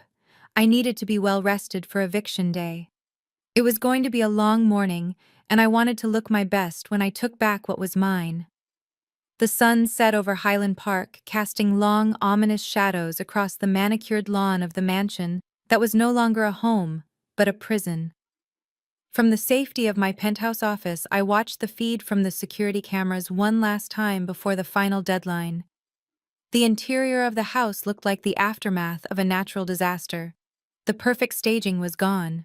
The curated aesthetic that Ebony had spent 3 years and my money cultivating was in ruins. Cardboard boxes were scattered everywhere, but they were not stacked neatly. They were thrown haphazardly into corners, filled with clothes and shoes that were tossed in with frantic, angry energy. The air in the house was thick enough to choke on. I could see it in the way Ebony moved. She was in the grand foyer, wrapping a porcelain vase in newspaper, but her hands were shaking so badly she dropped it. It did not break, but the sound made her jump. She kicked the vase across the floor, screaming a curse word that echoed off the high ceilings. This was not the composed influencer who lectured her followers on mindfulness and gratitude. This was a woman watching her identity disintegrate in real time. Hunter was nowhere to be found in the packing effort. I switched camera angles and found him in the study. He was sitting in the dark, illuminated only by the glow of the street lamp outside the window. A bottle of expensive scotch sat on the desk next to him, almost empty. He was staring at the wall, mumbling to himself. He was currently existing in a state of suspended reality, where he still believed his forged deed would save him. He had convinced himself that the sheriff would look at his bad Photoshop job and salute him. It was a delusion born of arrogance and fueled by alcohol. Then I saw Braden enter the frame in the living room. The 8-year-old boy looked small amidst the chaos. He was dragging his favorite blanket behind him, looking at the boxes with genuine confusion. For 3 days he had watched his parents scream, cry, and break things, but nobody had actually sat him down to explain what was happening. To him, I was still just the aunt who lived in a bad neighborhood. I was still just the help. He walked up to Ebony, who was trying to jam a winter coat into a box that was already too full. Mom, Braden asked, his voice whining and high-pitched. Why are we putting everything in boxes? Are we going on a trip? Ebony ignored him, shoving the coat down with violent force. Mom, Braden persisted, tugging on her sleeve. I do not want to go on a trip. I want to play video games. Where is my iPad? Ebony spun around. Her hair was a mess and her eyes were wild. Leave me alone, Braden. Go find your father. But I want to know why we are leaving. Braden stomped his foot, the same petulant stomp he had used right before he threw the fork at me. Why do we have to go? Auntie Jasmine is just the help. You said helpers listen to owners. Why do we have to listen to her? The words hung in the air. You said helpers listen to owners. It was the mantra Ebony had taught him. It was the poison she had dripped into his ear to make herself feel superior. But hearing it now, surrounded by the wreckage of her life, hearing her own failure reflected back to her in the innocent arrogance of her son, something inside Ebony snapped. She did not hug him. She did not explain. She exploded. Shut up! Ebony screamed. The sound was primal. It was a release of 3 days of terror and humiliation. Shut up, you stupid boy! Braden recoiled, stumbling back as if she had hit him. He had never been yelled at in his life. He was the golden child, the prince of the manor. We are leaving because of you, Ebony shrieked, stepping toward him, pointing a finger in his face. We are losing everything because you could not sit still and eat your dinner. You threw that fork. You caused a scene. You made her check the cameras. Braden's lip quivered. "But you laughed," he whispered. "You laughed when I did it." "I did not laugh," Ebony lied, gasping for air. "I was trying to protect you. And now look. Look around you. We are going to be homeless. We are going to be poor. And it is all your fault. If you had just behaved, we would still be rich. Do you hear me? You ruined us." Braden stood there frozen. The weight of her words crushed him. A child cannot process complex financial fraud or mortgage default. All he understood was that his mother was telling him that he destroyed their world. He looked at the boxes, then at his mother's twisted face, and then he burst into tears. But these were not the fake crocodile tears he used to get his way. These were the terrified sobs of a child whose foundation had just vanished. Ebony did not comfort him. She turned her back on him and went back to packing, leaving him crying in the center of the room. I watched from my office, feeling a cold knot in my stomach. I had wanted justice, but watching a mother scapegoat her child to protect her own ego was sickening. She was destroying his psyche to save her own narrative. The noise of Braden's crying finally roused Hunter from the study. He stumbled into the living room, swaying on his feet. He looked at his crying son and his frantic wife, and his face twisted into a sneer. "Shut him up!" Hunter slurred, leaning against the doorframe. "I am trying to think." "You think Ebony yelled, throwing a roll of packing tape at him? You have been drinking all day. You said you had a plan." "Where is the plan, Hunter?" "I have a plan," Hunter shouted, pushing himself off the wall. "The plan is to tell that witch she cannot touch us. I am the man of this house." He reached into his pocket and pulled out his phone. He dialed a number. My desk phone lit up. "Incoming call from Hunter Davis." I did not answer. I let it ring. I wanted him to leave a record. I wanted the judge to hear exactly what state of mind he was in the night before eviction. The voicemail system picked up. I turned up the volume on my speakers so I could hear him leaving the message in real time. Jasmine Hunter's voice boomed through my office, distorted by rage and whiskey. "Pick up the phone, you coward. You think you can scare me with your letters. You think you can send the sheriff to my house." I heard the sound of glass breaking in the background, followed by Ebony screaming at him to stop. "This is my property," Hunter continued screaming into the phone. "I have the deed. I fixed the title. You are nothing but a jealous, lonely woman who wants what I have. Well, you cannot have it. If you send the police here tomorrow, I will sue you for harassment. I will tell them you forged the loan. I will tell them you are the fraud." He paused, breathing heavily. "And do not think you are special because you have money," he spat. "You are still beneath us. You are still just the girl who fetched the coffee. You will always be the help, Jasmine, and tomorrow when I show the sheriff my papers, you are going to be the one in handcuffs. So bring it on. Come and get me." The line clicked dead. I sat in the silence of my office, the recording file saving automatically to the cloud. He had just threatened me, admitted to tampering with the title, and confessed to his own malice, all in a 60-second voicemail. He was not just digging his grave, he was pouring the concrete over his own feet. I looked back at the monitor. Hunter had collapsed onto the sofa, passing out with the phone still in his hand. Ebony was sitting on the floor, surrounded by half-packed boxes, staring blankly at the wall. Braden had curled up in a ball under the dining room table, clutching his blanket, fast asleep from exhaustion. They were a portrait of absolute defeat. They had turned on each other before I had even lifted a finger. The fear of losing their status had stripped away the thin veneer of family, leaving only resentment and blame. I saved the audio file and forwarded it to the sheriff's office and my attorney with a short note. "Subject: threat assessment for eviction. Please be advised that the tenant is intoxicated, hostile, and has made verbal threats regarding the eviction scheduled for tomorrow morning. He has also indicated he intends to present forged documents to law enforcement. Please proceed with caution." I turned off the lights in my office. The city outside was alive and moving, but inside that house time had stopped. They were waiting for the end of the world. And tomorrow at 8 a.m. sharp, I was going to deliver it. I walked to the elevator feeling the weight of the moment. I was not angry anymore. I was ready. The fork had been thrown, the insults had been screamed, and now the bill was due. The digital clock on the dashboard of my armored SUV flipped to 8 o'clock. It was a crisp morning in Highland Park, the kind of day where the air smells of freshly cut grass and old money. But today, the scent of pine was overpowered by the smell of diesel exhaust from the caravan of vehicles I had assembled. I was not alone.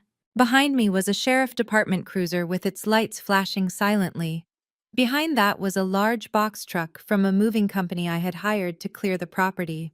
And flanked on either side of my car were two private security contractors, big men in dark suits, whose job was to ensure that the fork thrown at Thanksgiving was the last time anyone in that family touched me. "It is time," David, my lawyer, said from the seat next to me. He looked nervous. He was used to corporate boardrooms, not tactical extractions. I nodded and opened the door, stepping out onto the pavement. My heels clicked against the asphalt, a sharp rhythmic sound that signaled the end of the grace period. I buttoned my trench coat against the wind and walked toward the front door, where the sheriff was already pounding with a heavy gloved fist.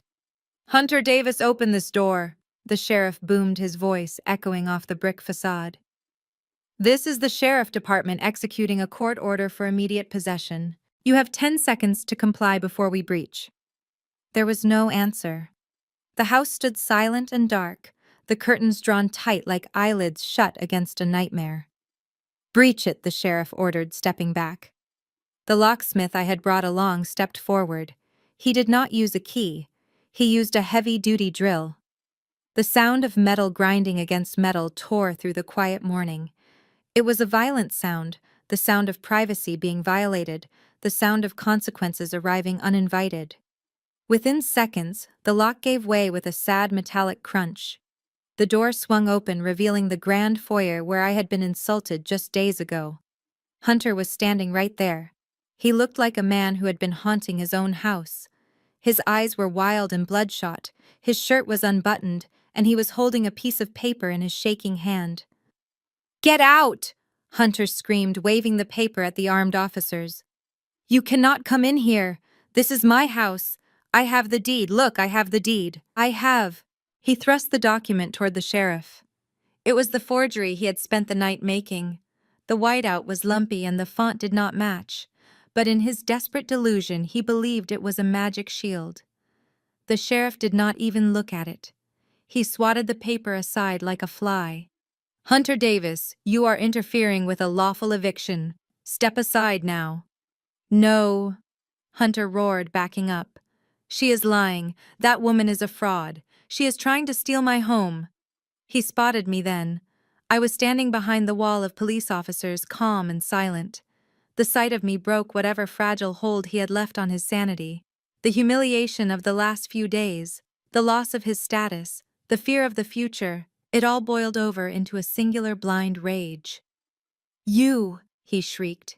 "You did this! You ruined everything!" He did not run away. He ran at me. He lowered his shoulder and charged through the gap between two deputies, moving with the desperate speed of a cornered animal. His hands were reaching for my throat, his face twisted into a mask of pure hatred. I did not flinch. I did not step back. I watched him come. Before he could get within 5 feet of me, my lead security officer intercepted him. It was not a fight. It was physics. The guard stepped in, caught Hunter's momentum, and drove him into the marble floor with a bone-jarring thud. Hunter gasped as the air left his lungs. "Stay down!" the guard commanded, pressing a knee into Hunter's back. Hunter struggled, thrashing against the weight. But then the sheriff was there. I heard the distinct metallic click of handcuffs ratcheting tight. "Get off me!" Hunter yelled, spitting onto the floor. "I am the victim here. Arrest her!" Hunter Davis, the sheriff said, hauling him to his feet. "You are under arrest for assault on a law enforcement officer and resisting eviction. And we also have a warrant from the FBI for wire fraud and forgery. You have the right to remain silent." Hunter went limp. The fight drained out of him instantly, replaced by the crushing reality of the words "federal warrant." He looked at me, his eyes wide with shock. He realized then that I had not just come for the house. I had come for his freedom. "Where is my wife?" he whispered, his voice breaking. "She is next," I said, simply, speaking for the first time. The deputies led Hunter out. He stumbled, his expensive Italian loafers dragging on the ground. As they pushed him into the back of the cruiser, I walked into the living room. It smelled of stale alcohol and fear. Ebony was hiding in the kitchen. She was sitting on the floor behind the island, clutching a half-packed box of silverware. When she saw the officers enter, she did not scream. She tried to bargain. "Wait!" she pleaded, standing up and smoothing her rumpled dress. "We can leave. We just need more time. My husband is handling this. He has the paperwork." "Your husband is in handcuffs, Mrs. Davis," the sheriff said. "And you need to vacate the premises immediately. You can take personal items only. Everything else stays."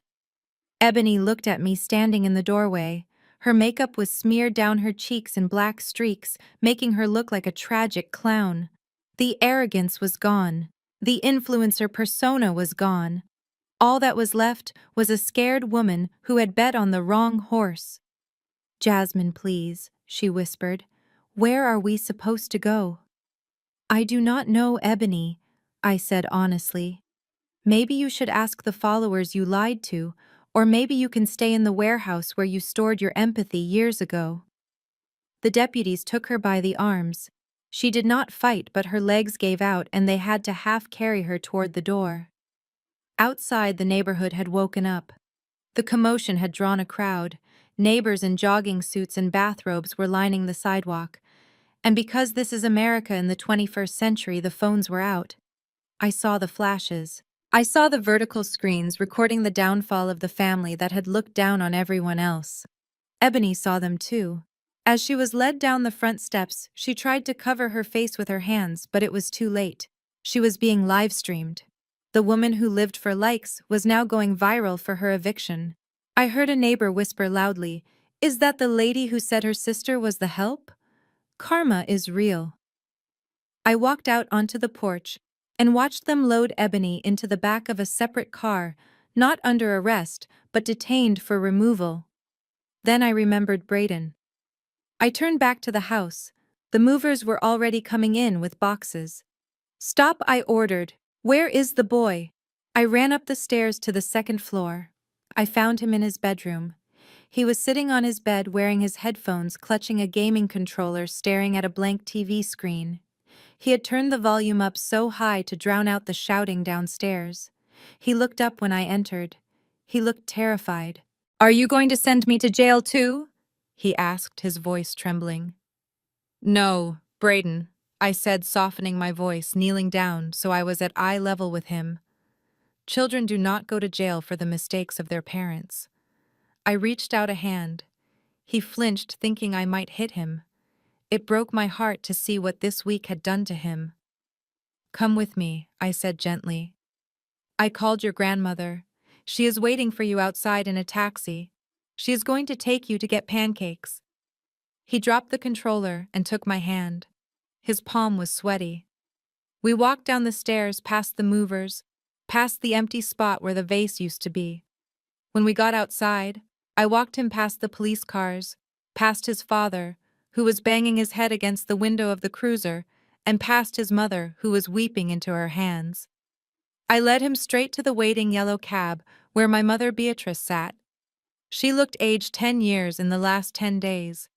She would not look me in the eye. "Take care of him, Mother," I said, opening the door. "And tell him the truth. Do not let him grow up thinking the world owes him something." I closed the door and watched the taxi drive away. I stood alone on the driveway of the house I owned. The lawn was littered with the debris of the morning. The neighbors were starting to disperse, the show over. The sheriff walked up to me, tipping his hat. "The property is secured, Ms. Washington. We will have the locks changed within the hour." "Thank you, Sheriff," I said. I looked up at the house. It was a beautiful structure, but it was tainted. I picked up my phone and called my real estate agent. "List it," I said. "What price do you want to set?" she asked. I do not care about the price, I said, walking back to my car. Just sell it. Sell it today. I want it gone. I want the money donated to the women's shelter downtown. Every cent of it. I climbed into my SUV and closed the door, shutting out the noise of the sirens and the whispers. I checked my reflection in the mirror.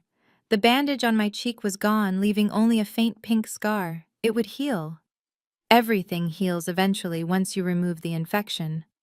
I told the driver to take me to the office. I had a business to run, and for the first time in my life, I had absolutely nothing standing in my way. The dust did not settle quickly after the eviction. In fact, it hung in the air for months, choking the life out of the false narratives my family had spent years constructing. I watched from a distance as the legal system did what I had started, dismantling Hunter's life brick by brick. The investigation into the mortgage fraud was merely the loose thread that unraveled the entire sweater. When the forensic accountants dug into Hunter's finances, they found more than just a falsified loan application. They found a complex web of money laundering schemes involving offshore crypto wallets and shell companies he had used to hide losses from his investors. The trial was swift and brutal. Hunter tried to plead ignorance, he tried to blame his partners, and he even tried to blame the pressure of maintaining a lifestyle for his wife. But the federal prosecutors were not interested in his excuses. They had the receipts. I sat in the back of the courtroom on the day of the sentencing. Hunter stood before the judge in a suit that no longer fit him properly, his frame gaunt from stress. When the gavel came down sentencing him to 5 years in federal prison, he did not look at Ebony. He looked at me. His eyes were not filled with hate anymore, but with a terrifying realization of his own smallness. He was led away in handcuffs, leaving behind a legacy of debt and disgrace. For Ebony, the fall was perhaps even harder because she had to live through it in the public eye. The viral video of her eviction had branded her. She was no longer the envy of the suburbs, she was a cautionary tale. With Hunter's assets seized and his accounts frozen, she had no choice but to move. She and Braden ended up in a 2-bedroom apartment in a complex near the airport where the roar of jet engines shook the thin walls every 10 minutes. It was a far cry from the marble floors and silence of Highland Park. I heard through mutual acquaintances that Ebony tried to maintain her dignity at first, but dignity requires currency she no longer possessed. The reality of survival set in quickly. She applied for jobs positions she would have scoffed at a year ago. She walked into a high-end department store, applying for a sales associate position, thinking her knowledge of luxury brands would be an asset. But the digital footprint is forever. During her interview, the manager simply turned his computer screen around. On it was the video of her screaming at the police, the video where she blamed her 8-year-old son for their poverty. "We cannot have someone with this kind of volatility representing our brand," the manager told her. Ebony was escorted out of the store she used to shop in, humiliated and empty-handed. She ended up working stocking shelves at a discount grocery store on the night shift, wearing a uniform that smelled of bleach, trying to hide her face from customers who might recognize her. Braden was the collateral damage that kept me awake at night. He was pulled out of his private school because the tuition checks bounced. He was thrust into a public school mid-semester, confused and angry, without his iPad or his designer sneakers. He was a boy who had been raised to believe he was a prince only to find out his castle was made of sand. I set up a trust fund for his education, one that nobody in the family knows about. He will get it when he turns 21, provided he goes to therapy and breaks the cycle of narcissism his parents trapped him in. Then there was my mother, Beatrice.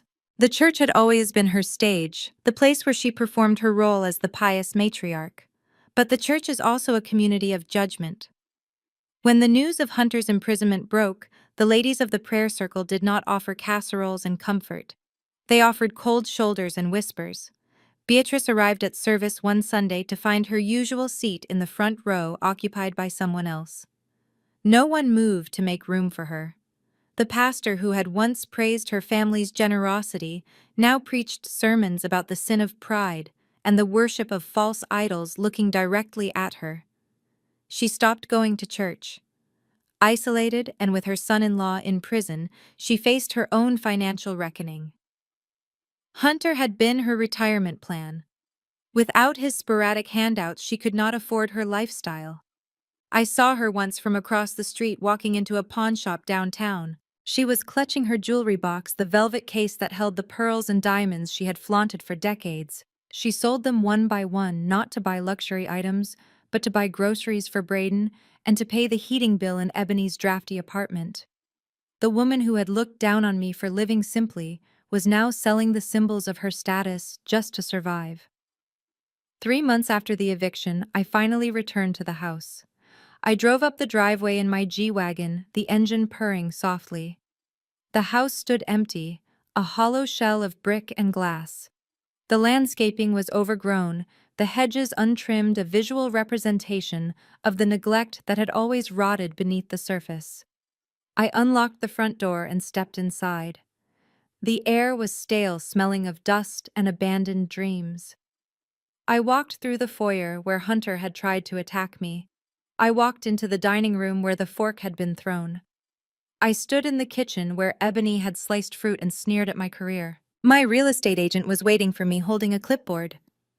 "It is a beautiful structure, Ms. Washington," she said, looking around. "With a little staging, we could get top dollar. The market is hot. We should keep the chandeliers and maybe polish the marble. It has good bones." I looked at the walls. I did not see good bones. I saw the ghosts of insults. I saw the corners where I was told to make myself small. I saw the dining table where I was relegated to the help. This house was not a home. It was a monument to their greed and my pain. "No," I said, my voice echoing in the empty room. "Excuse me," the agent asked. "I do not want to sell it like this," I said, walking over to the wall and running my hand along the expensive wainscoting. "This interior is poisoned.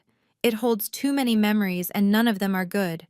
I do not want another family to move in here and absorb this energy." I turned to the agent. "Call the contractor," I said. "I want it gutted." "Gutted," she exclaimed, her eyes wide. "But the finishes are imported. The cabinetry is custom. That is hundreds of thousands of dollars in value." "I do not care about the value," I said, walking toward the door. "Tear it all out. The floors, the walls, the fixtures, the lights. Strip it down to the studs.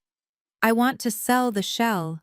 Let the new owners build something real, something honest. I want every trace of what happened here erased." I walked out of the house without looking back. Behind me, I could hear the agent making the call, her voice confused but compliant. I stood on the porch and took a deep breath of the cool air. The sun was shining, and for the first time in my life, the shadow of that house did not touch me. I had not just evicted my family, I had evicted the past. And as I drove away, leaving the empty mansion behind, I knew that the only thing I was taking with me was my dignity and the bright, unwritten future that lay ahead. 6 months have passed since the day the locksmith drilled through the front door of the mansion in Highland Park. 6 months since the sirens faded and the live stream ended. The seasons in Chicago have turned. The biting wind of that terrible November has given way to a gentle spring, and now the city is warming into early summer. But the biggest change is not in the weather, it is in the silence. My life used to be filled with the noise of my family's demands, the constant ringing of my phone with requests for money, the backhanded compliments, the chaos of their manufactured drama. Now my life is quiet, and I have learned that peace is the most expensive luxury in the world. I spent my morning at the community center on the South Side. This is my new passion project. It is a nonprofit organization I founded called the Legacy Fund. We teach financial literacy to underprivileged children. We teach them about compound interest, about credit scores, about the difference between an asset and a liability. Things I learned on my own. Things Hunter and Ebony never bothered to learn because they thought looking rich was the same thing as being wealthy. I stood at the front of the classroom watching 20 faces looking up at me. These children do not have mansions. Some of them do not even have winter coats, but they have a hunger in their eyes that my nephew Braden never had. I picked up a marker and wrote a number on the whiteboard. "This is $85,000, I said to the class. This is the average amount of debt a college graduate carries. Now, who can tell me how long it takes to pay this off if you only make the minimum payment? A little girl in the front row raised her hand. Her name is Maya. She is 10 years old, and she reminds me of myself at that age. She is quiet, observant, and wears clothes that are clean but second-hand. 30 years, Maya guessed. That is right, Maya, I said, smiling.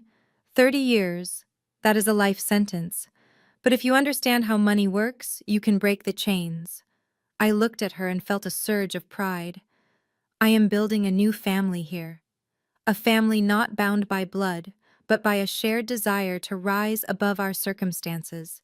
I am giving these children the tools to protect themselves from people like Hunter. I am arming them with knowledge so they will never have to be the help. They will be the owners. When I returned to my office in the afternoon, there was a stack of mail on my desk. My assistant knows to filter out the junk, but there are some things she leaves for me to handle personally. On top of the pile was a letter with a prison stamp on the corner. The return address was the Federal Correctional Institution in Terre Haute. It was from inmate number 89402. Hunter. I sat down in my leather chair and stared at the envelope. I did not want to open it. I knew what it would say. But curiosity is a human flaw, so I slid it open with my silver letter opener. The handwriting was cramped and shaky.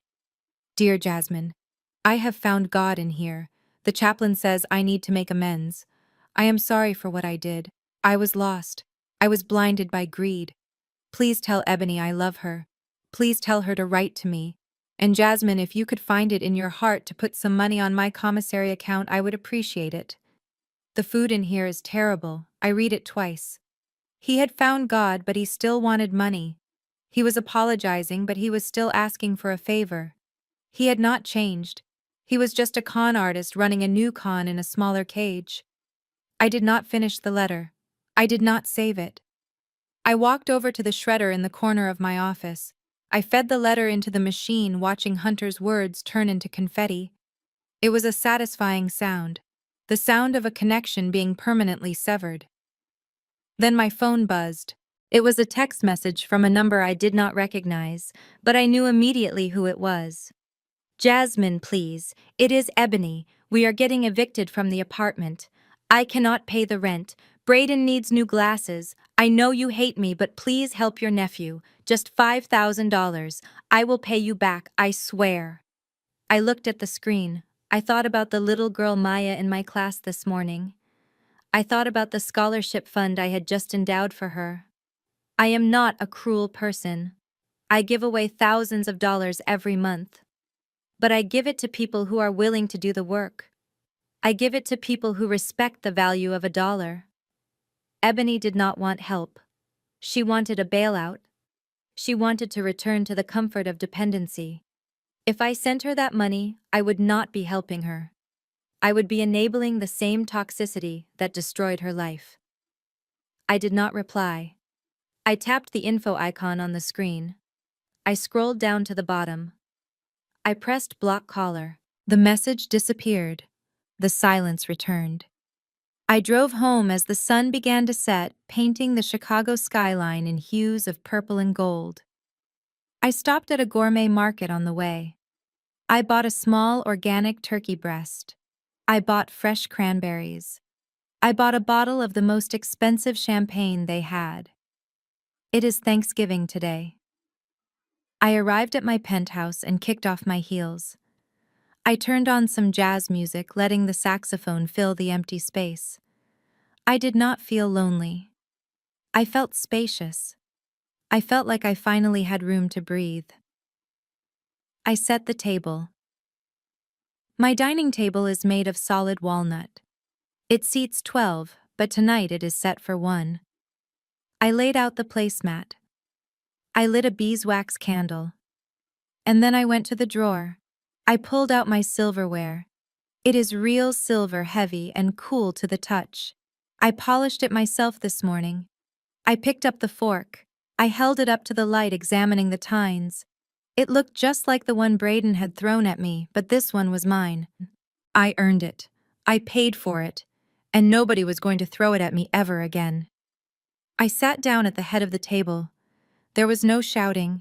There was no criticism about my job or my clothes. There was no kids' table in the corner. I served myself. The food smelled incredible, roasted herbs and butter. I took a sip of champagne. The bubbles danced on my tongue. I looked out the window at the city lights twinkling below me. Somewhere out there in that vast grid of electricity, Hunter was sitting in a cell eating off a plastic tray. Somewhere out there, Ebony was sitting in a dark apartment wondering where it all went wrong. And here I was. They used to tell me I was nothing. They used to tell me I should be grateful for the scraps they threw from their table. They mistook my silence for weakness and my patience for submission. They thought they could use me and discard me because I was just the help. I cut a piece of turkey with my silver knife and speared it with my silver fork. I took a bite. It tasted like victory. I looked at my reflection in the dark glass of the window. I saw a woman who was whole. I saw a woman who had walked through the fire and came out made of steel. They were right about one thing. I was the help. I helped them. I helped them face the truth they had been running from for years. I helped them understand the consequences of their actions. I helped them dismantle the house of cards they had built on a foundation of lies. I cleaned up their mess by removing them from my life. That is a service. A very expensive service. And the price for that service was everything they had. I raised my glass to the empty room, to the quiet, to the peace. Happy Thanksgiving. Jasmine, I whispered to myself. I finished my meal in silence. When I was done, I washed my own plate. I dried my own fork. I put everything away in its proper place. Then I turned off the lights and went to sleep in a bed that I own, in a building that I own, in a life that I own completely. The story is over. The debt is paid, and I am finally free. This story reminds us that true power does not scream, it moves in silence. Hunter and Ebony built their lives on the shifting sands of arrogance and debt, believing that status could replace character. They mistook Jasmine's quiet grace for submission, forgetting that the person holding the foundation has the power to pull the plug. The most profound lesson here is that you cannot demand respect you are unwilling to give, and family is defined by behavior, not blood. Sometimes the most loving thing you can do is remove yourself from toxicity, proving that self-worth is the only currency that never devalues. If you have ever had to build your own table because you were denied a seat at theirs, hit that like button and subscribe for more stories of justice and resilience. Share your own story of setting boundaries in the comments below. I read every single one.